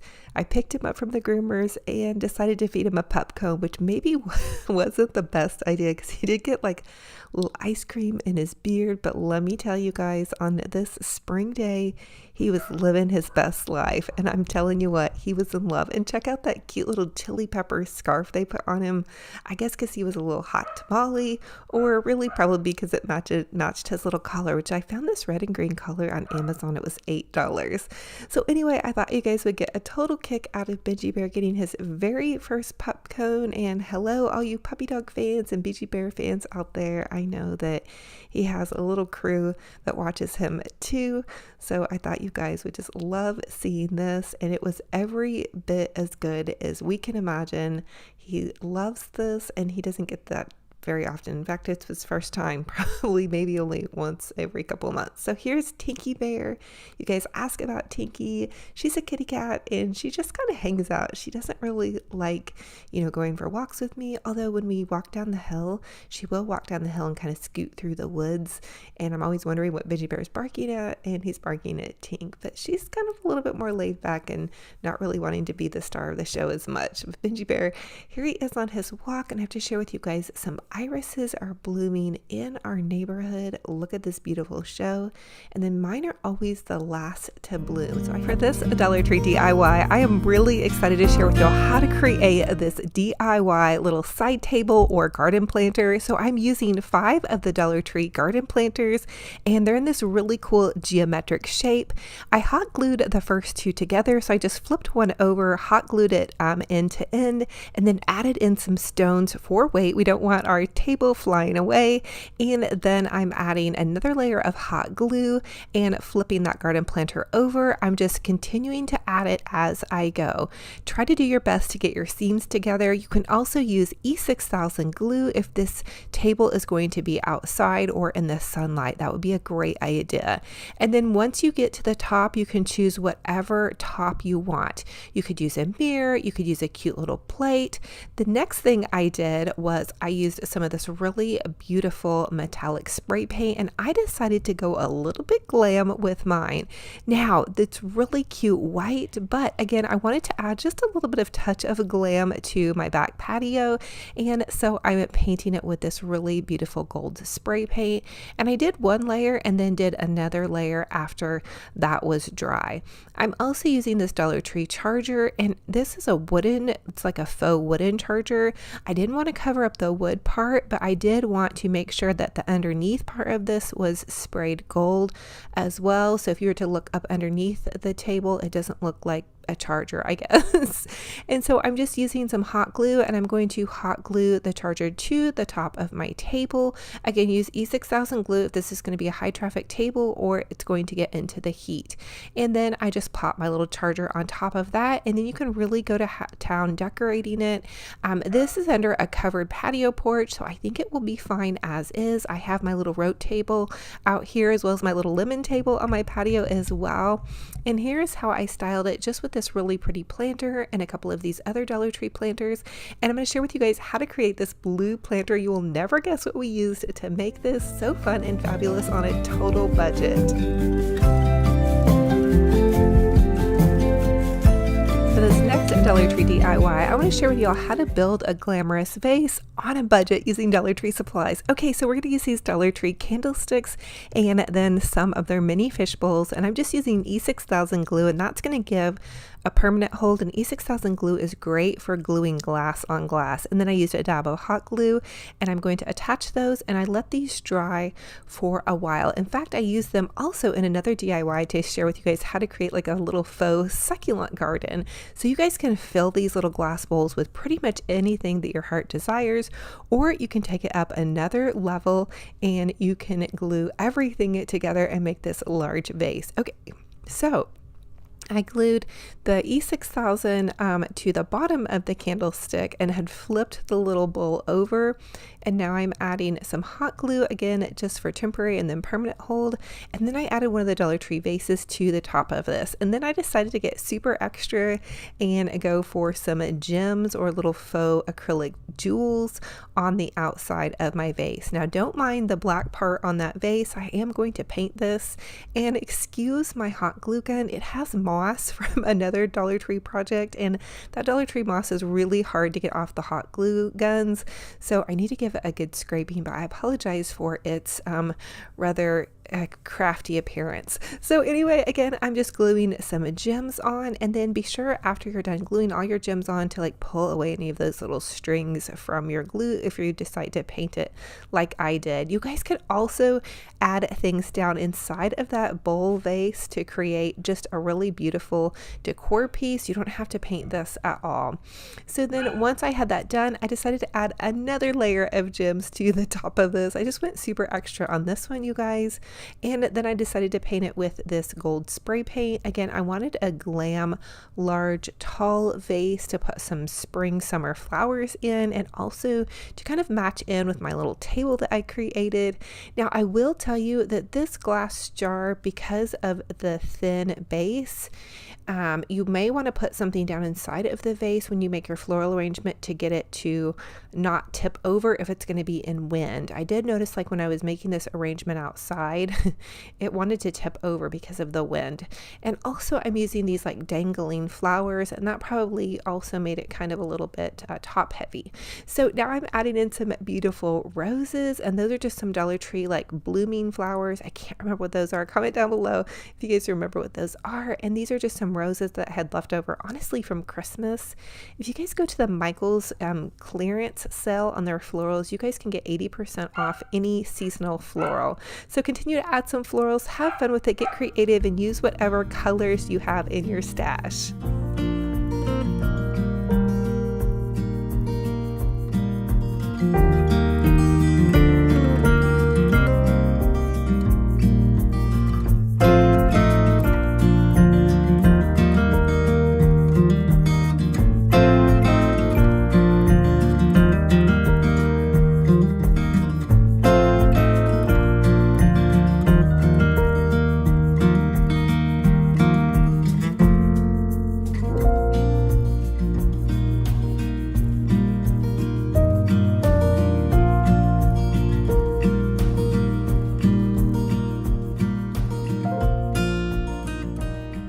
For this Dollar Tree DIY, I am so excited to share with you how you can take one of those Dollar Tree garden planters and you can take a piece of paper and trace a little template, and then you can take one of the Dollar Tree placemats, and I chose this Moroccan tile placemat because I wanted to make this look like a real Moroccan tile garden planter.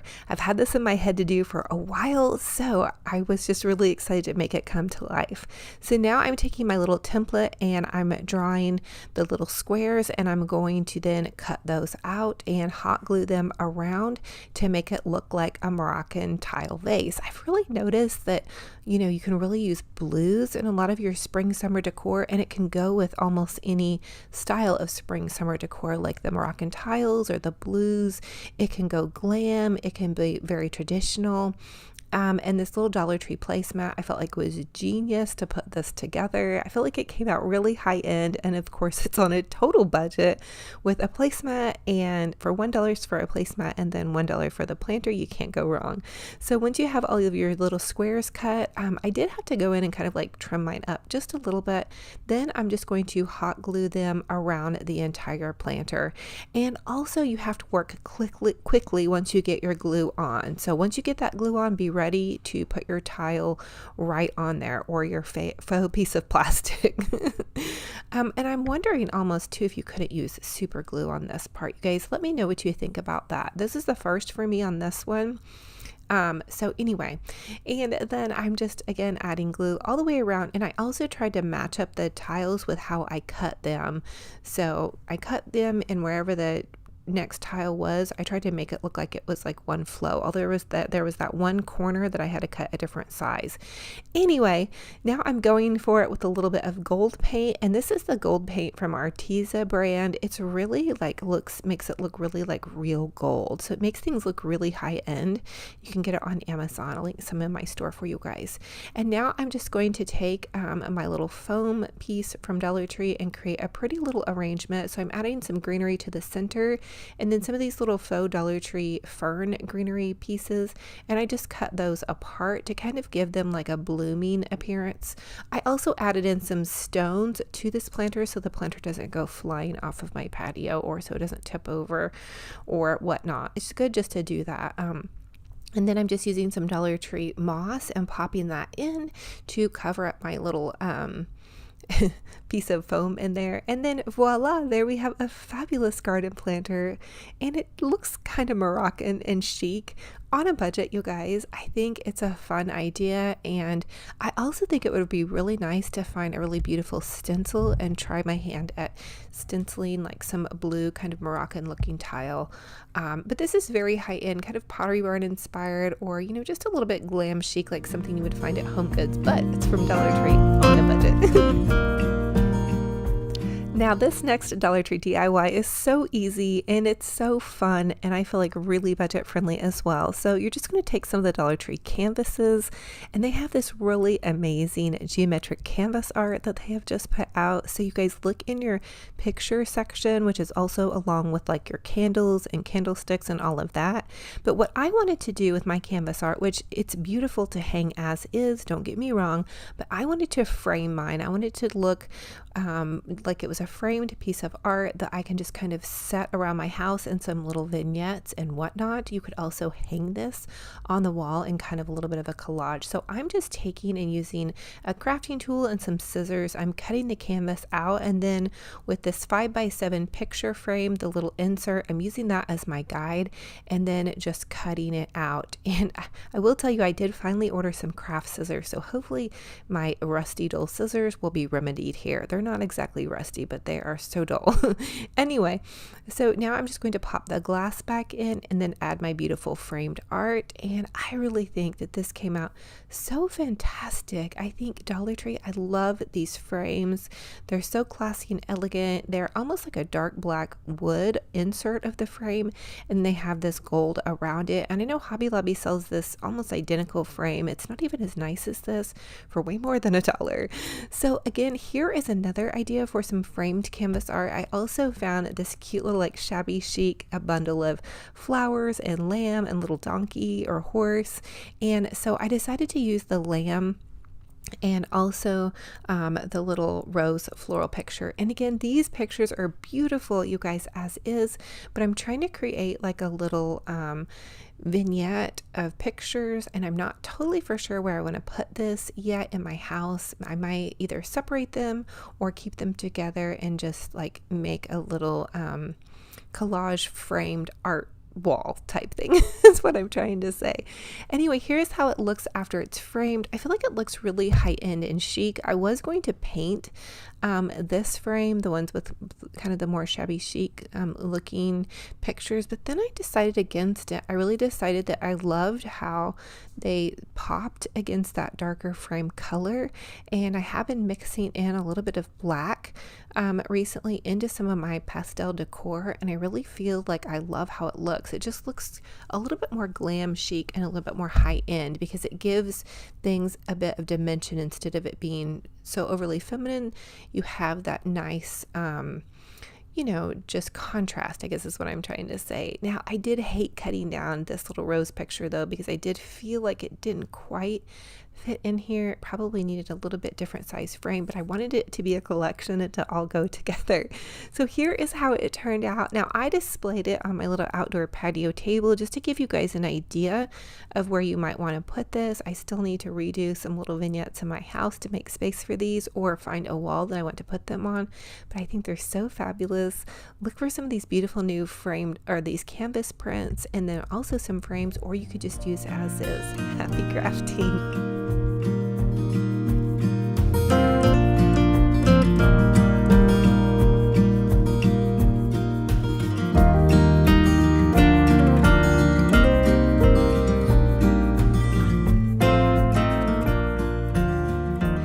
So excited to share this DIY with you. Now we're going to take one of those little kids watering cans. It's the plastic. It's from the kids section, either in toys or in your like pool toy section of Dollar Tree. And I'm just going to take some of this smoky beige spray paint. I love this color. I think it's so pretty. And I'm just going to give it a nice good coat. Now I did run out of my smoky beige, and so I had to use another coat on here, and it ended up just being white, and that's what I had in my stash, which that's totally fine as well. But I'll tell you, I think smoky beige is now my new favorite color, and the smoky beige is available in the Rust-Oleum brand spray paint, the 2X Rust-Oleum brand. Now I'm taking my little painted Dollar Tree watering can, again, a kid's toy. I think it comes out so fabulous, and I'm just adding in these pretty little roses. Now these roses did come from Hobby Lobby. I don't know how long ago, because I picked them up from a neighbor's garage sale like 3 years ago probably, and the tags even then looked old. But Hobby Lobby does have beautiful like realistic roses. So does Michael's, and even Dollar Tree has beautiful roses, just depending on what color you want and what budget you want to use on those. And check out this beautiful tablecloth that I found at the thrift store this weekend. It was $2. It's so pretty and summery. I was so excited to find it. I knew I wanted it for my DIY for this video. But anyway, I just used some hydrangeas and some pretty little roses, and I'm popping it into this spring summer tablescape, and it's just like this little peekaboo of a watering can. It's very subtle, it's very elegant. I could even like rim it with gold to match these dishes, and my husband found these dishes at an auction and they were like $8 for the entire set, so I'm stoked to find those as well.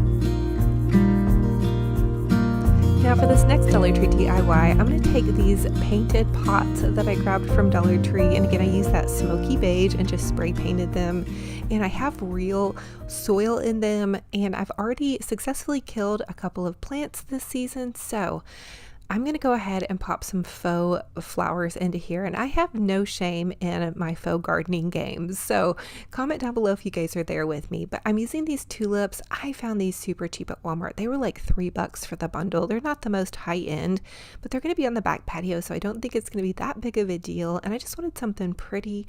I did bend the stems down, and that helped them go into the pot a little bit better. This is one of the larger Dollar Tree gardening pots, and then I just added them to these pretty little scrolly Hobby Lobby stands, and there you have some successful tulips on a budget, and I cannot kill these, which honestly in the long run with some of the plants that I'm not that great with, I think might be a better idea. So I do like to supplement real flowers with fake flowers, so I'll have like some really beautiful real hanging baskets, and then I'll have like some planters that just have faux flowers in them, and you can even change them out if they're inexpensive faux flowers, like after the summer sun fades them out, change them out, and once fall gets here you can put some fall leaves in.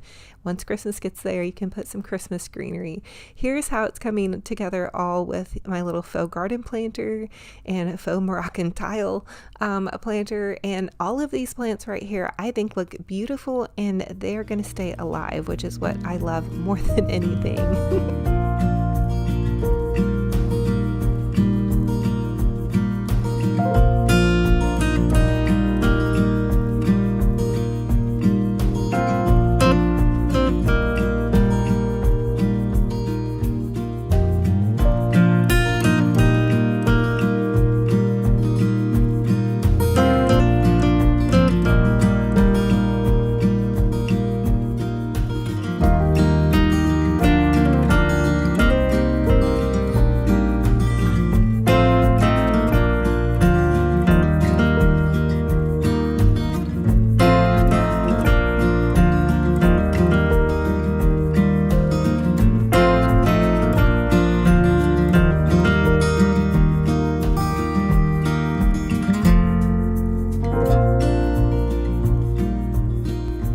Now for a fun and quick, easy Dollar Tree DIY little cake stand or pedestal idea. I'm going to take some of these Dollar Tree candlesticks, and I'm just going to glue them together end to end with a dab of E6000 glue.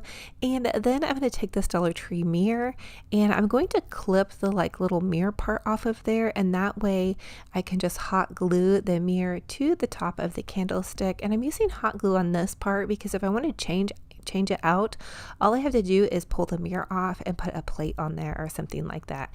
And again, remove that little spot where the mirror is supposed to be hanging on the wall, because it kind of makes it where it pops out, and you want your mirror to sit flat on top of your little pedestal or your little candlestick. Okay, so these are candlesticks from Dollar Tree, and here we have some fabulous little cake stands, pedestals.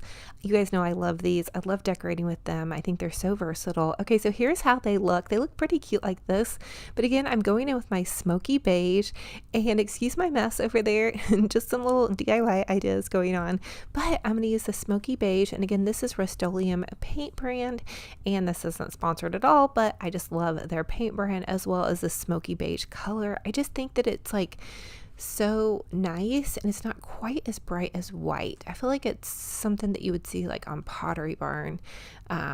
Anyway, I think these are amazing how they transformed. I almost did them black or gold, and really you guys could use any color you love, like whatever decorating color that you're using, go for that. So you guys know I love to pop in a secret question on my videos, and let's introduce ourselves and get to know each other. I'm Olivia with Olivia's Romantic Home. So you guys comment down below your name, and if you want to leave the state that you live in, that would be fine too. So just say hey in the comments. I love to get to know everybody. And I also have an Olivia's Romantic Home Facebook group page if you want to connect even more. There's a lot of fun DIY crafty people over there. It's totally free, and we have a lot of fun just in general on my Facebook page. I post several DIY videos a day over there. So to enter my giveaway, all you guys have to do is comment down below, say hello, leave your name if you're comfortable doing that, or you can leave the state that you live in. And so I live in southern Missouri, fun times there, and it's really a beautiful area. I have lived here for the majority of my life, and I love it here. We have all 4 seasons, and it's just a really beautiful place to live, and I'm really proud that it's my home, and I feel like it's just a happy place to be as well. So thank you guys for being here, and I will say it's nice to get to know you. I hope that I can learn more about you guys, and that you guys connect even more with me, and that will give you an entry into my giveaway. And also you have to follow my Facebook page. So those will be the 2 things you need to do, is answer the secret question and follow my Facebook page. Now here's Benji Bear. He is causing a commotion. I could not figure out why he was barking and barking and barking. He's wanting me to play with him with this little toy, this little chew bone toy, or hand it to him. It was like sitting next to his toy box, which is just like a little Dollar Tree bin, but he's scared of the toy box for some reason, I figured out. So anyway, he's always causing a commotion, but say hi to Benji Bear as well. I love y'all. For the first Dollar Tree DIY, we're going to create an amazing candle lantern on a total budget. So from the Dollar Tree, grab these little wooden boxes. You could also use one of their gift box lids as well. I'm going to take some of the Dollar Tree wooden dowels, and I'm going to hot glue them on the bottom of the dowel and then on the corner, and then just tuck them into the corner of the little wooden box. And that's going to get my dowels nice and secure in here. And I will tell you that I am using a high heat temperature glue gun. I'll leave my favorite glue gun linked in my Amazon description box for you guys in case you need a great glue gun. Now I'm just taking and I'm adding hot glue to the base of all 4 of the rest of my little dowels. It gets a little messy here, but then I'm just going to pop it into the next box, and bam, we have a fabulous lantern. And I do end up removing the little hardware on the outside of the box. Now I'm also going to share with you guys how you can make a smaller one of these. So I see these type of lanterns on Pottery Barn, Kirkland's, so many different places. They're so expensive. These are actually wooden, although the boxes from Dollar Tree may be more of like a particle board type wood. But the other idea for you guys too is you can use the little Dollar Tree signs. Those work as well. Now I'm just removing the hardware and a quick little sand diddly do, and bam, I don't have to worry about those. You could even fill them if you wanted to, but I didn't feel like it was necessary. Now I'm going in with my Waverly Antique Wax, and I'm just taking an old bar towel and I'm going to rub that wax on there, and you could sand it and rub it, you know, and just really get creative with it. I just added 1 layer, no sanding required truly. I felt like it came out really nice. So here is how they look, you guys. I popped a flickering flameless candle inside. You don't want to use a real candle at all. inside of these. There would be nowhere for the flame really to go, but check it out. Oh, and the flickering flameless candles, it's $13 I believe for a 3-pack on Amazon, and I'll link those in my Amazon store as well for you guys. But hey, listen, you could layer some greenery into these lanterns, you could add more candles. These are going to go definitely as a tabletop centerpiece, and I may add some stones around the candles and pop them outside on my little patio. Oh my goodness, I'm really excited for this project. I feel like they came out really high end on a total budget, literally about $3, and you're staying and you have some really beautiful lanterns.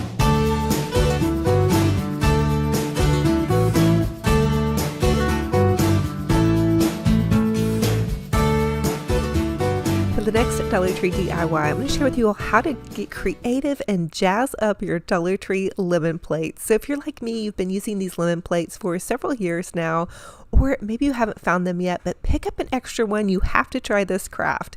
So you're going to take a piece of painter's tape and a marker. And now remember this. You can use any color you want to make these checks, but I'm going to make some Mackenzie Child inspired checks on my plate. Okay, this is so fun and honestly super therapeutic. Like if you need a fun little craft to do that you can just relax with, this is a really great one.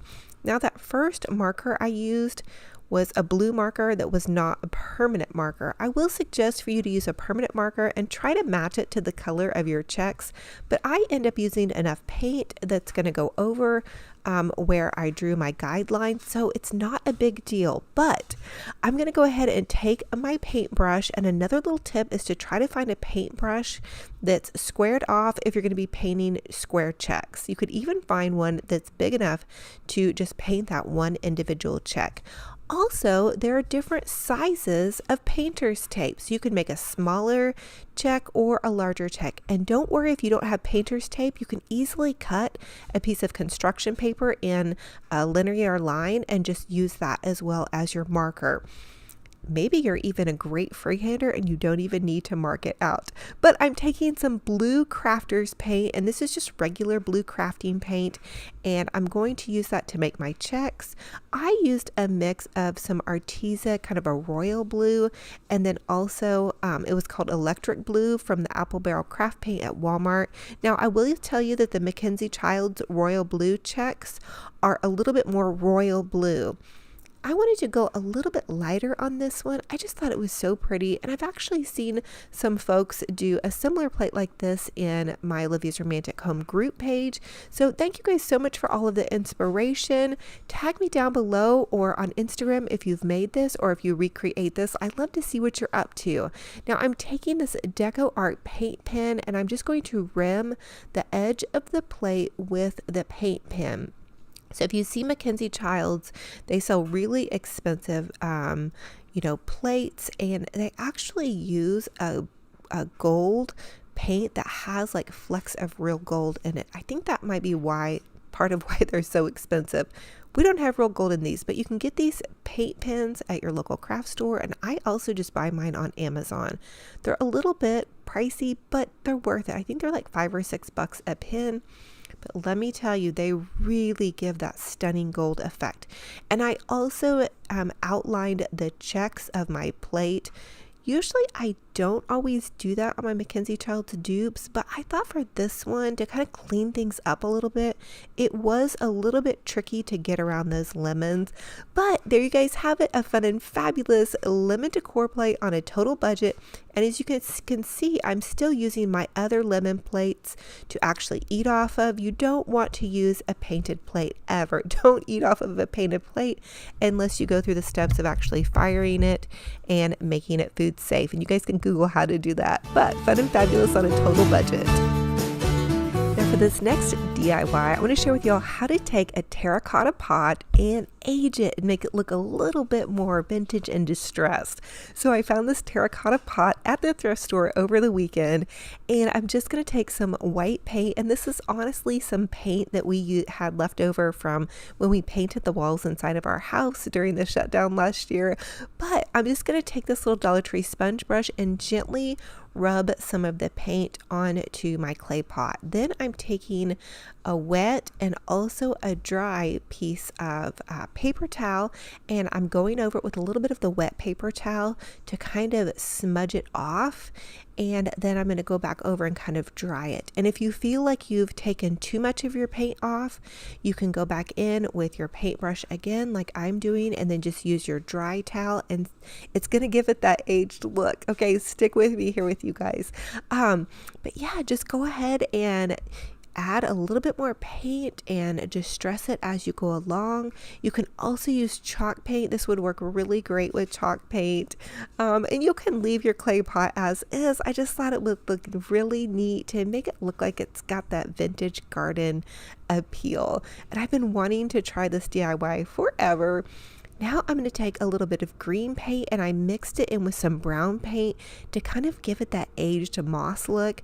I'm adding the paint on and then taking the wet paper towel and just kind of smudging some of it off, and then taking the dry paper towel and just kind of blending it that way. You can see I go in with a little bit more white. So just do layers until you get your desired effect.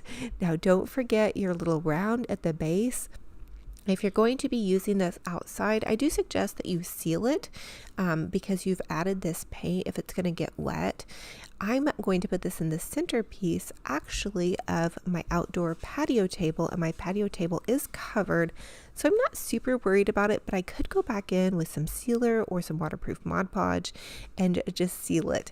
Now I'm going to go one step further and add a quick little Dollar Tree arrangement to the center of my cool little thrift store pot by popping some foam into the center and then adding in some Dollar Tree greenery. Dollar Tree has some really beautiful, amazing greenery. That first piece of greenery, though, actually was from Walmart. Now, these little greenery, kind of eucalyptus-y, spiny looking things are from Dollar Tree, and I'm just layering them in and around the larger one that's in the center. I'm adding in some Dollar Tree moss and some stones just to make sure everything kind of stays down in there really nicely. And then some of these little Dollar Tree ferns are really nice, you guys. Oh, their greenery is just so beautiful this season. So you guys can get creative. You could put lavender in this pot. You could put roses, whatever suits your fancy. And if you don't have a terracotta pot, you definitely want to go check out my last couple of videos. I've shared with you guys how to create faux terracotta pots. Imagine my delight and surprise when Mr. Romantic and I were out at thrift storing this weekend, and he was like, babe, there's a terracotta pot for you. So I picked up this beauty, and I was really excited to kind of make it look a little bit more aged and English garden appeal. So fun, totally fabulous on a total budget.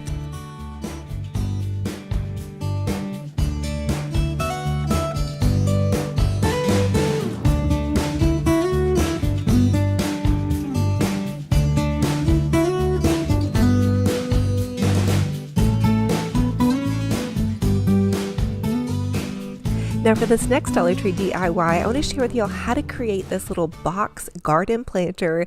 So from the Dollar Tree, I took several of their little wooden boxes. Now if you don't have these little wooden boxes, no worries. Dollar Tree always carries those little wooden signs. Look in their sign section, grab a couple of those, whatever suits your fancy and whatever you're able to get a hold of. So I'm just going to take and glue these little wooden boxes together from end to end. Another idea for this is if you can find the little wooden crates that they're putting out in their crafters square section, those would work as well. And again, I'm just hot gluing the other set of boxes end to end. So I do have a high heat glue gun that works fairly well. You could also use wood glue, but I'm super impatient and this seems to hold up just fine. Now I'm going to flip one set of boxes over and then add the next set of boxes to the top. So I want it to look like it's kind of like that old like little postmaster box type thing, and just make it look kind of cute. And so I'm going to hot glue the first one to the other one, and you could go with it like this, or you could go one step further, and what I did was I added some dowels to create a height and layered effect. I feel like a lot of my planters are sitting low to the ground, so I wanted something that could kind of pop back into the backdrop, or that I could put into the centerpiece of my table and have some height. That way the guests aren't always blocked by greenery. So I'm just adding in some of these wooden dowels. Again, these are also from Dollar Tree in their Crafters Square section. you're going to want to hot glue the bottom of the dowel and then into the corner, and that's going to create the legs. You could also double these up just to give it a little bit more sturdy. I did notice it was maybe even just a little bit top heavy, so I don't suggest that you use this outside. It would definitely topple over in my outside with the amount of wind that we get here. Now, of course, I wanted to make a little floral arrangement, so I am just taking some hot glue and I cut these little pieces of Dollar Tree foam down so I had something for my greenery to pop into, and I'm popping some greenery into this. Now, I was even thinking about staining this, so let me know if you guys think I should stain this to match my other little like wooden lantern pieces. I kind of liked it not stained. I don't know. You guys, let me know what you think. It also might be even cute painted black, like to remove all the hardware and then, you know, even paint the hardware gold and put it back on. But I feel like this year for summer, I really just been trying to do easy crafts. So this one is definitely a little bit of a lazy girl craft, just leaving it as is. I also popped some succulents into it, and I feel like it kind of contrasts nicely against the other stained lanterns, but it also might look really good. I'm not for sure. But here it is on my little table centerpiece. And again, I was able to place things underneath it because of the height and level that it's sitting at, which I think is kind of a cool idea, especially if you like to do a layered effect like I do. I like to layer a lot of colors and patterns and textures together just to give your eye something really to look at it. And this just screams summer to me. Bright, beautiful florals. Those were my Mother's Day roses that are in those vases on either side. And a couple of the roses are even from my garden. I am so excited to have flowers blooming from my garden. Oh my goodness. For this next Dollar Tree DIY, I want to share with you all how to create a lovely Mackenzie Child's inspired Dollar Tree little star. So we're going to start out with this wooden star cutout, and then taking some painter's tape, I'm going to run the painter's tape in diagonal lines, and then just using a Sharpie out lines. I do want to paint some of those Mackenzie Child's amazing royal check stripes on my star, and I'm going to cheat and use this little template. That way I can hopefully paint my checks a little bit steadier. Now let me tell you guys this, I was so nervous when I first started painting checks, and it is not as hard as you think. You do not have to be any type of real artist to do this at all. I promise you, grab your paintbrush and some paint and start painting in those little lines. And listen, if you all look closely at mine, it's very wobbly. There's paint smudges here and there. I do like to mix two different colors of paint sometimes. So I've got a darker blue and a lighter blue just to give it a little bit dimension. If you look at the Mackenzie Child's checks, they're not perfect by any means. It really looks like they're hand painted. So I want to encourage you guys to try this project. Give yourself some grace. And if you're nervous that you're going to ruin this, it's a $1 wooden, star. So it's not the end of the world. If it comes out terrible, you can flip it over and do something different on the other side. Sometimes I've even just, painted over the entire thing. So you guys can do this. Anyway, I'm going in and painting my checks up. Now, I noticed for these wooden cutouts, I only had to do one coat. For my lemon plate that I painted, I did have to do 2 coats. The other thing I forgot to do was I forgot to paint my base white. So I did notice it looked kind of like yellowy. So I'm going back in with just some white paint, and I'm going to clean that up and just kind of make it look a little bit more painted, I guess. Now will tell you though that with Mackenzie Child's checks, they do use kind of a cream colored off white paint. I just had bright white, but I think it still came out really super adorable. Now you can go an extra step like I did and add a little bit of gold paint around the edge. I'm using this Deco Premium paint pen. It's a Deco Art Premium paint pen. I find mine on Amazon. I love these.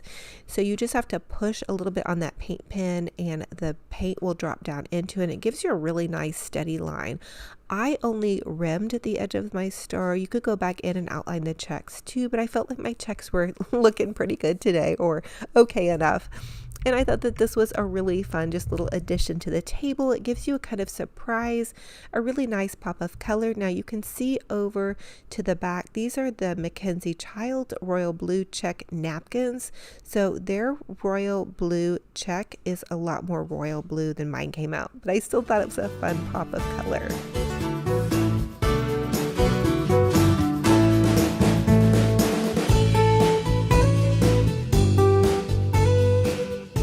Now for the next Dollar Tree DIY, I want to share with y'all a super easy DIY. You can take one of those little Dollar Tree wooden boxes. I'm going to remove the hardware from the front of the box. I want to make a really cute little easy plant stand.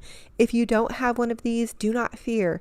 You're going to probably see these kind of like little boxes in sign forms at Dollar Tree. Grab one of those. The other thing I've used to create this before is to use a box lid. So use like one of their gift box lids, paint it, just have fun with it.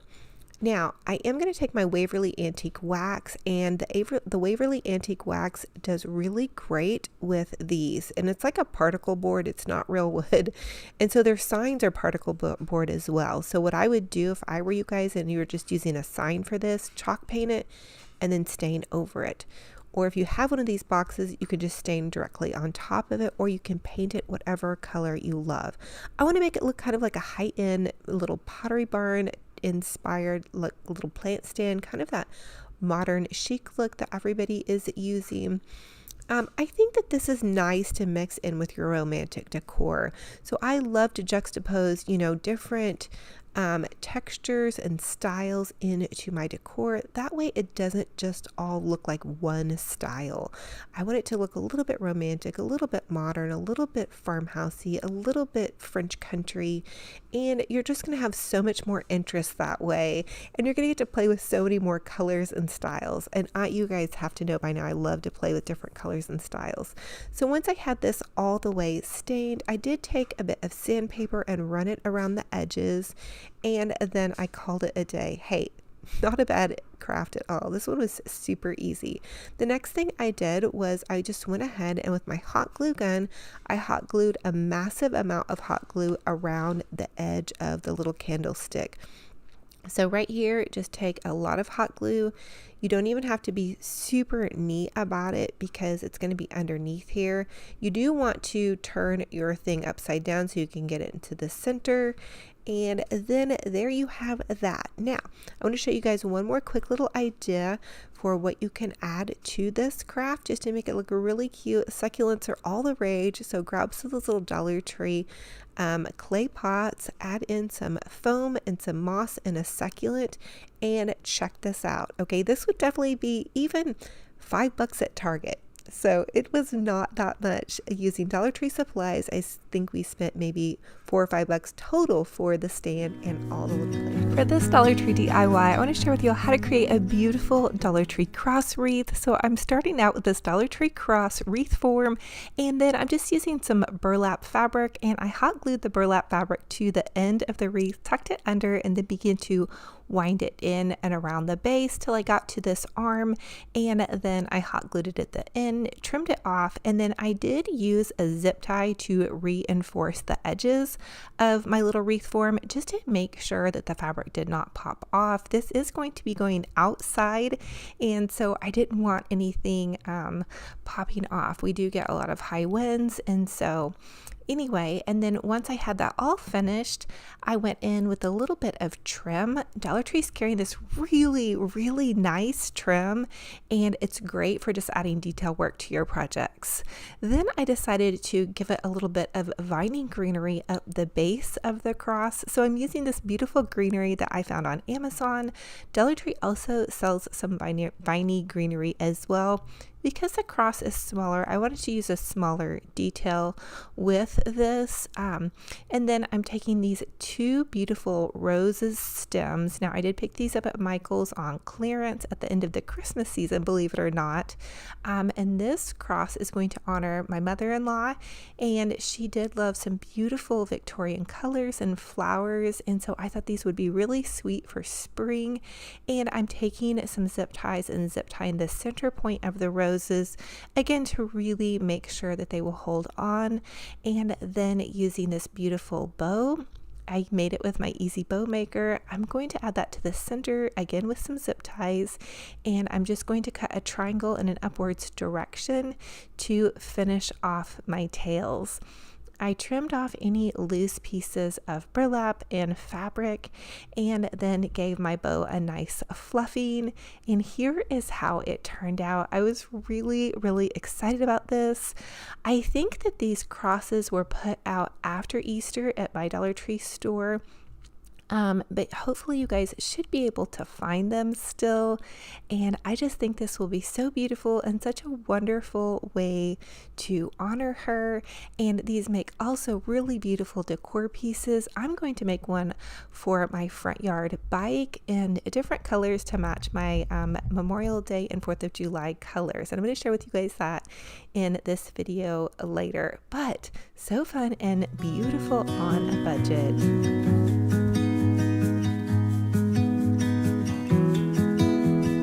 Now for this next Dollar Tree DIY, I have to share with you how to make a really nice little rolling planter. So from the Dollar Tree, I'm going to take one of these storage basket containers and I'm going to clip the ends off.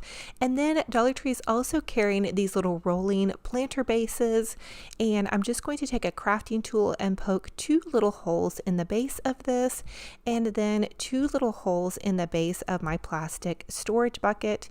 And then I'm going to take a zip tie and attach them together. I only ended up needing 1 of these, but you could use 2 if you needed it to be really reinforced. But basically I just want to create a rolling planter. So having a planter on wheels makes it really nice if you have a heavier plant or you just have storms in your area and you need to kind of scoot your plants out of the way. I did decide to use this really pretty, I believe it's a garnet colored spray paint. I just actually had it in my stash left over from one of the kids' projects like a year or 2 ago. So I'm going to go ahead and paint it this nice pretty pop of red, and that way I'll have a little bit of color on my little patio space.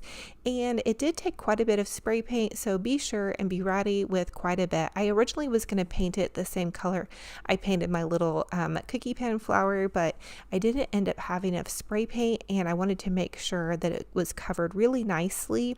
You could also spray paint everything before you attach it together. And then I just popped this faux little boxwood kind of round floral into the center of it, and voila, I have a fabulous cute kind of little baskety decorative rolling floral planter using items from the Dollar Tree. If you guys have priced planters online, you will know they are so expensive, and of course Benji Bear had to be involved in this one as well.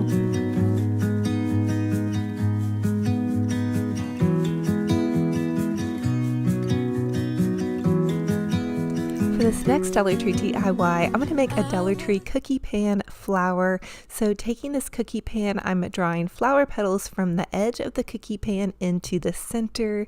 You can also find a free floral petal template if you just go to your Google search bar and Google free floral petal template, and you could print that out and then use that to trace your cookie pan flowers. But you guys can just easily cut it also by drawing from the center in, from the end into the center, and then using these fairly sharp scissors I am cutting out my different little pieces of cookie pan. Now I will tell you that the cookie pan is a bit sharp when you're cutting these out, so be careful. If you're concerned about possibly nicking your hand or your fingers, it might be a good idea to put on some kitchen gloves or some little Dollar Tree garden gloves that will protect your hands, or just be extra careful like I was. I did okay with this, but I did notice a couple times that it did seem sharp around the edges. So I used about 4 cookie pans, and at the Dollar Tree, when you buy their cookie pans, they are 2 for $1. So you get quite a bit of bang for your buck on that one. And again, I'm just continuing to cut out my little cookie pan flower petals until I get the desired amount that I can make a really nice little full flower. Now I'm taking this ribbon roll, and it's a large ribbon roll. You could also use a soup bowl or a cereal bowl, and I just cut a round center for the center of my flower. And now I'm just going to take some hot glue, and I'm going to hot glue my flower petals on individually, layering them as I go. I did one of these cookie pan flowers a couple of years ago, and it was inspired by my sweet friend Barb at the Shabby Chic. At the Shabby Tree. And so go check her out. I absolutely adore Barb. And I did on my last one, I painted it white with some chalk paint. But for this one, I decided to give it a little bit more of a glamorous look. And so I am going to be using a really pretty copper spray paint. And for the center part here, I'm using some smaller flowers, petals that I cut with the rest of the cookie sheet that was not used in my larger petals. And then here's how that looks. And again, these are fun to chalk paint. You can put them on your wall for decor. You can use them in your garden underneath a covered porch is where mine's going to go. But I'm just taking this copper spray paint. You can find it at Walmart, and it's so pretty and elegant. And I'm also spray painting to match one of the Dollar Tree taller, smaller flowers. I've used these for so many different crafts. So I'm adding some hot glue to the center of the entire thing, gluing that all together, and then adding this beautiful glam jewel. I get all of my glam jewels at totallydazzled.com. Natalie is a small business. I'm going to leave her link in the description box for you guys. And here it is popped into my covered porch space where my little pansies are. Now this is covered. It doesn't get a lot of direct sunlight, so I think it will be okay having used the hot glue. However, if you're concerned about that, you may want to just use this more as an indoor option or find some more heat resistant glue, I suppose.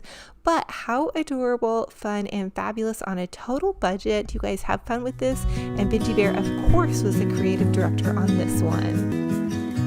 For this next Dollar Tree DIY, I have to share with you all how to create this super amazing little craft storage basket. So from the Dollar Tree, you're going to grab 2 of their paper towel holders and 2 of these little metal baskets, and then using zip ties, you want to zip tie one end and then zip tie the other end, and do it kind of loosely to make sure you get your basket lined up correctly.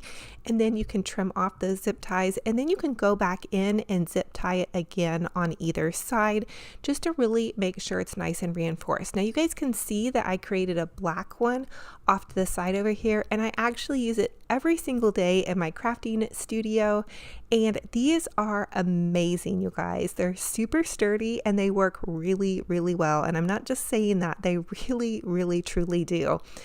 Okay, for this one, I'm going to add even an extra step, and I'm going to share with you guys, it's going to be so awesome. But anyway, now you're going to take some zip ties and you're going to zip tie the top part of the basket. And again, you do want to use 2 zip ties on each side to really reinforce it, but zip tie one side, then zip tie the other side, then go back in and do your double zip tying to reinforce it, because you don't want your basket to, be like wonky. So you don't want to do 2 sides at once, just one side and then the other side. And then now I'm going to take these little Dollar Tree napkin holders and I'm going to zip tie those to the sides. Okay, because I have been using this in my crafting studio, I needed something that I could put glue sticks. I ordered these extra large glue sticks from Amazon, and then also paintbrushes in. Anyway, you're going to take and zip tie the napkin holder to each side. Another idea for this is to use this in your kitchen for storage for fruit, veggies, napkins to the side. I've used this also outside. You can also use this in your makeup area. You can put palettes on one side and then like nail polishes and lipsticks in the center. But here's how I'm using this particular one in my crafting studio. I'm going to put glue sticks on one side, the paint brushes, and then all my tools and kind of markers and whatnot. And oh my goodness, like seriously, this is so sturdy and amazing. And you can put some little Dollar Tree clips to the top and then just put your paints down. Make sure you put your paints upside down. That way they'll drain to the top. And also make sure those paints that the lids are on there really nice and securely. But this is so amazingly fabulous, and storage is so expensive. And I will tell you guys, to move this around, you just grab it here by the handle and you can take it anywhere. And I really do use it every day, and I take it inside, outside, and everything pretty much stays on here really, really nicely. And it just all stays together, especially if you're a messy crafter like me. This next Dollar Tree DIY, I'm going to create a beautiful cross wreath, and I'm just going to take this Dollar Tree cross wreath and then wrap it in this ribbon, and this is just some burlap colored ribbon, and this was a lot easier to use than the larger burlap that I used on the last cross wreath that I made. But again, I'm just hot gluing the ends and then wrapping it and then hot gluing the ends as I go. If this is going to be outside, you could even reinforce it with some zip ties on the ends, but this one seemed to work pretty good.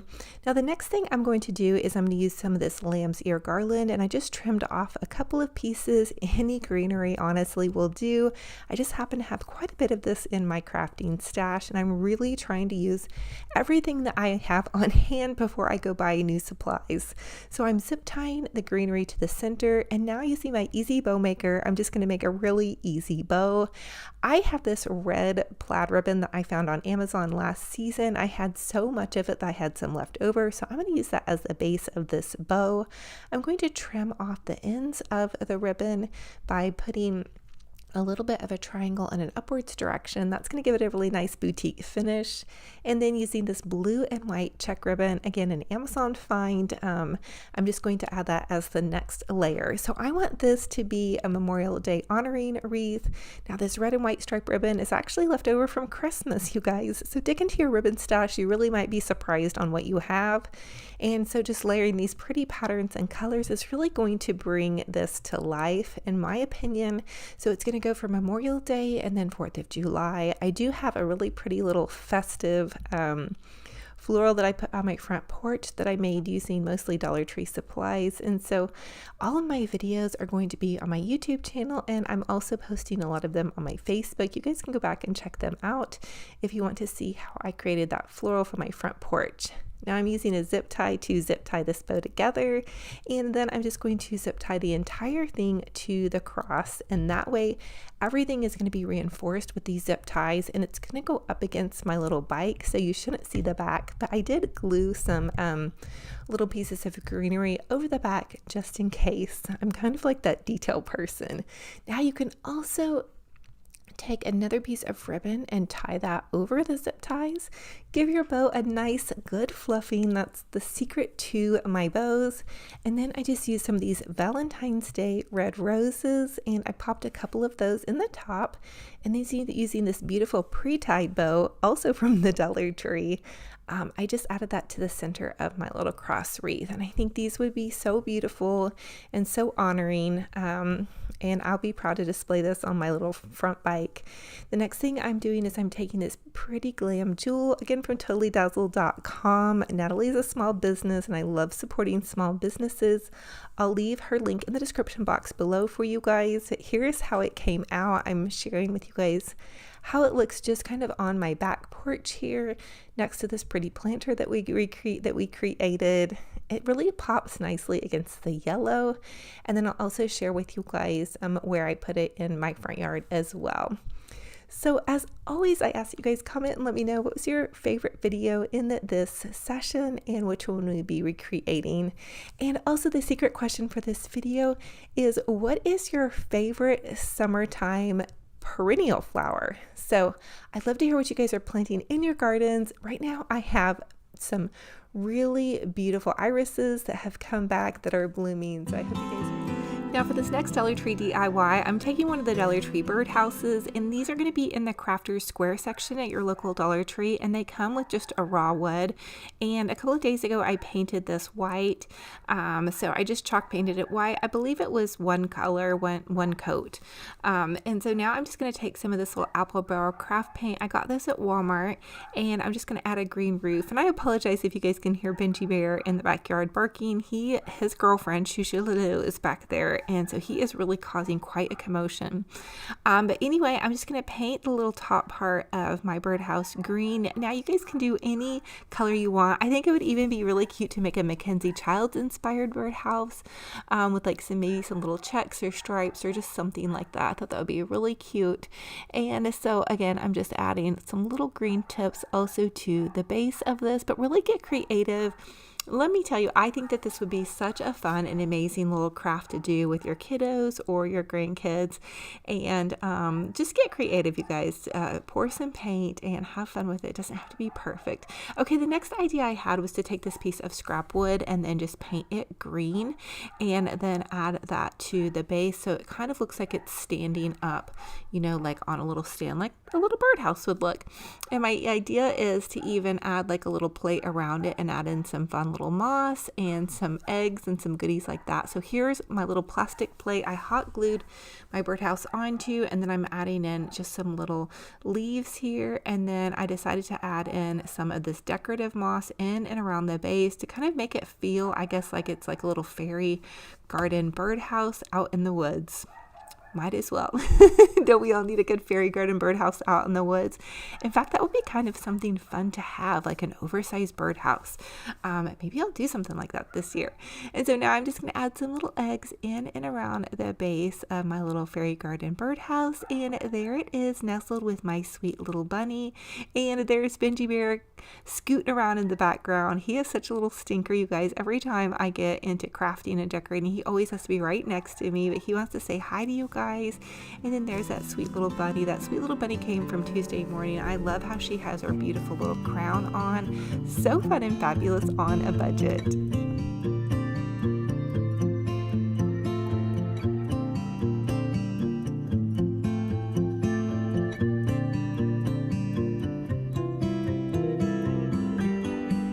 For this next Dollar Tree DIY, I'm going to take this Dollar Tree family sign and I'm just going to chalk paint it white. I love this sign, and my sweet friend Stacy sent me this one and then a gather sign, which I'm probably going to save until next season, until the fall time.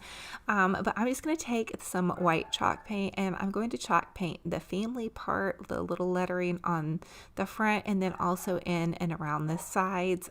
You know, family is such my heart, and I do think it was really cute as is.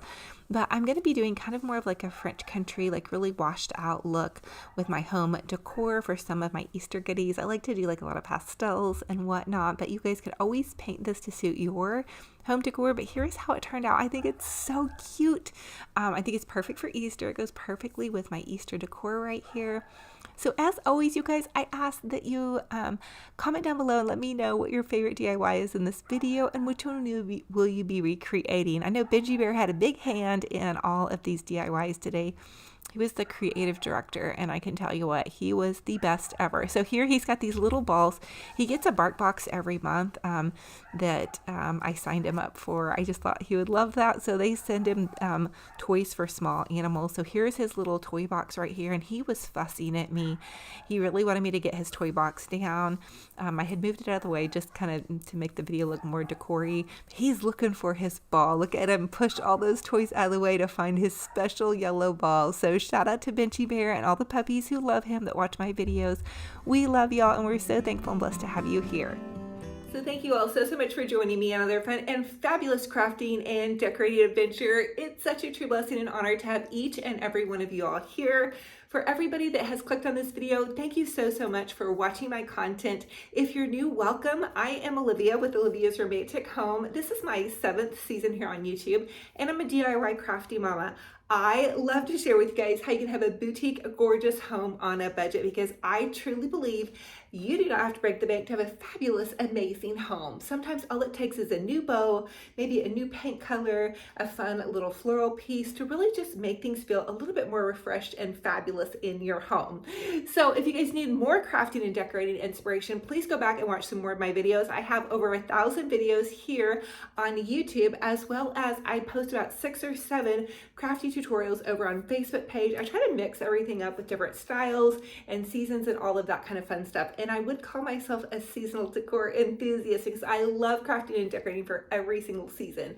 Now, the season that I'm in right now, we have just finished up with Easter, and we're going to be moving into summer decor. Oh, I love summer. I'm such a summer gal. I think I say that for every season. Every season I'm super excited for. And by the end of the season, I'm done. I'm ready to throw the bunnies out. I'm ready to throw the Santas out. I'm ready to throw the fall decor out and bring in that new season. And I don't mean throw them out because I repurpose and reuse everything. I mean pack them up and scoot them on their way until the next fun and fabulous season comes back out, and we'll repurpose and reuse everything and just have a good fun time with that. So I do have a pool I'm getting ready to set up. I'm going to be doing my outdoor, indoor, fun little changes. I also have a wedding that I'm going to be getting ready for this season. So you guys are going to see some bridal stuff. And I have prom and graduation coming up I'm going to be decorating for. So super, super, super, super, super excited for all of that. Okay, thank you guys so much for being here. Now, I have been doing a little devotional at the end of every single video with you all since last fall of 2024. And I think it's really been helping everybody. So my big tip for having a little bit better of a life is make sure you're walking. Get those 10,000 steps in when you can. Try to daily drink your water. And I know one of you guys had emailed me and said that you had gotten one of those walking pads off of Amazon, which is really nice to have. My sweet follower said that it was only $89, and the walking pad is very similar to a treadmill. You can park it in front of your TV and just walk if you don't have the ability to get out, and you can set it a low speed or a high speed, however you guys want to go, but really making sure you're keeping your body moving and hydrated is super important for our physical health. Now let's take care of our spiritual health, because mental health and spiritual health also makes a huge difference. Now, I've completely lost my place because I skipped around for Easter. So let's see. I think we were at living with purpose. So if you guys are following along, apologies if I'm skipping around. Okay, so this is called living with purpose, and this one is called used by God. I can always use you to be a blessing to others. I want you to have an open and willing heart to help others when I need you to. It is vital to living out my purpose for your life. Nothing will bring you greater joy than being used by me, to be ready to be a vessel of my glory. Life can take some very unexpected turns and leave people in a state of confusion and drive them into a deep pit of despair. I have given you everything you need, and I want you to reach out to others, giving them the same hope you have in me. It won't always be easy. Despair causes deep doubt. You will need to stand firm in your own faith and provide strength for those who are weary. You must rely on the Holy Spirit to lead and guide you, to give you the strength and resources you need to help others in their time of need. Don't be overwhelmed and resist helping because you feel inadequate or because your own problems are too overwhelming to help others. I will be all that you need. Focus on the needs of others, and I'll take care of yours. I love that. So we can serve others while God is serving and taking care of us. And I think that when we keep our cup full with God and the Spirit and the goodness of God, that gives us the strength to love on others and care for others. I noticed that I really felt like my cup was so full when I was with my family over this Easter holiday. And it was a blessing to be pouring from a filled up cup. I've been going to my Bible study. I listened to my praise and worship music that morning. And I had had a hard time sleeping the night before because my heart was in turmoil over somebody that had felt like I had let them down. And maybe I had, and I had to apologize for them feeling that way and just really try to pour into them. And so I felt really refreshed by that. So anyway, the scripture that goes along with this says, let each of you esteem and look upon and be concerned for not merely his own interest, but each of the interest of others. And that's Philippians 2:4. So I hope that this devotional blesses your heart, and I want to thank you so much for being here. I have such a passion for crafting and decorating, but truly in the heart, in the deep core of what's in my heart, is I have a passion for loving and serving others and spreading joy and light and happiness and kind of cheering people on. So I hope I do that for you all. I hope this video has given you guys just some ideas for how to craft and decorate. This season for 2025 moving forward, I want to incorporate some maybe some kiddos crafts that you guys could do at home with your kids and grandkids while everybody's maybe home from school. I'm not going to do a ton of kids crafts, but I do want to incorporate a couple different things like that into some of my videos, as well as hopefully a little bit more easy food stuff. I'm terrible at getting those in. I always say I want to, and then I don't know. It just doesn't really happen. I'm kind of boring in the kitchen, but anyway, thank you all so much for being here. I want to hug all of your hearts so tight, no matter what you're going through. Remember, every day is a new day, and every day that you wake up, oh my gosh, I've woken up, is a new day to love on one another, to start afresh, to just have a new chance. And the biggest thing that I try to do is to clean out my heart by forgiving others, forgive myself, and keep moving forward. The past is in the past, and it's not actually happening right now. Everything that's happened in the past is already gone, so let the past go, forgive, and move on, because there's people that God needs you to love on, send a message to, reach out to. So I hope you guys are doing that and keeping up that good work crafting and decorating. I love y'all. I can't wait for this season of crafting and decorating. Until our next video, be kind to yourselves, be kind to one another, and we'll talk to you guys very soon. Bye.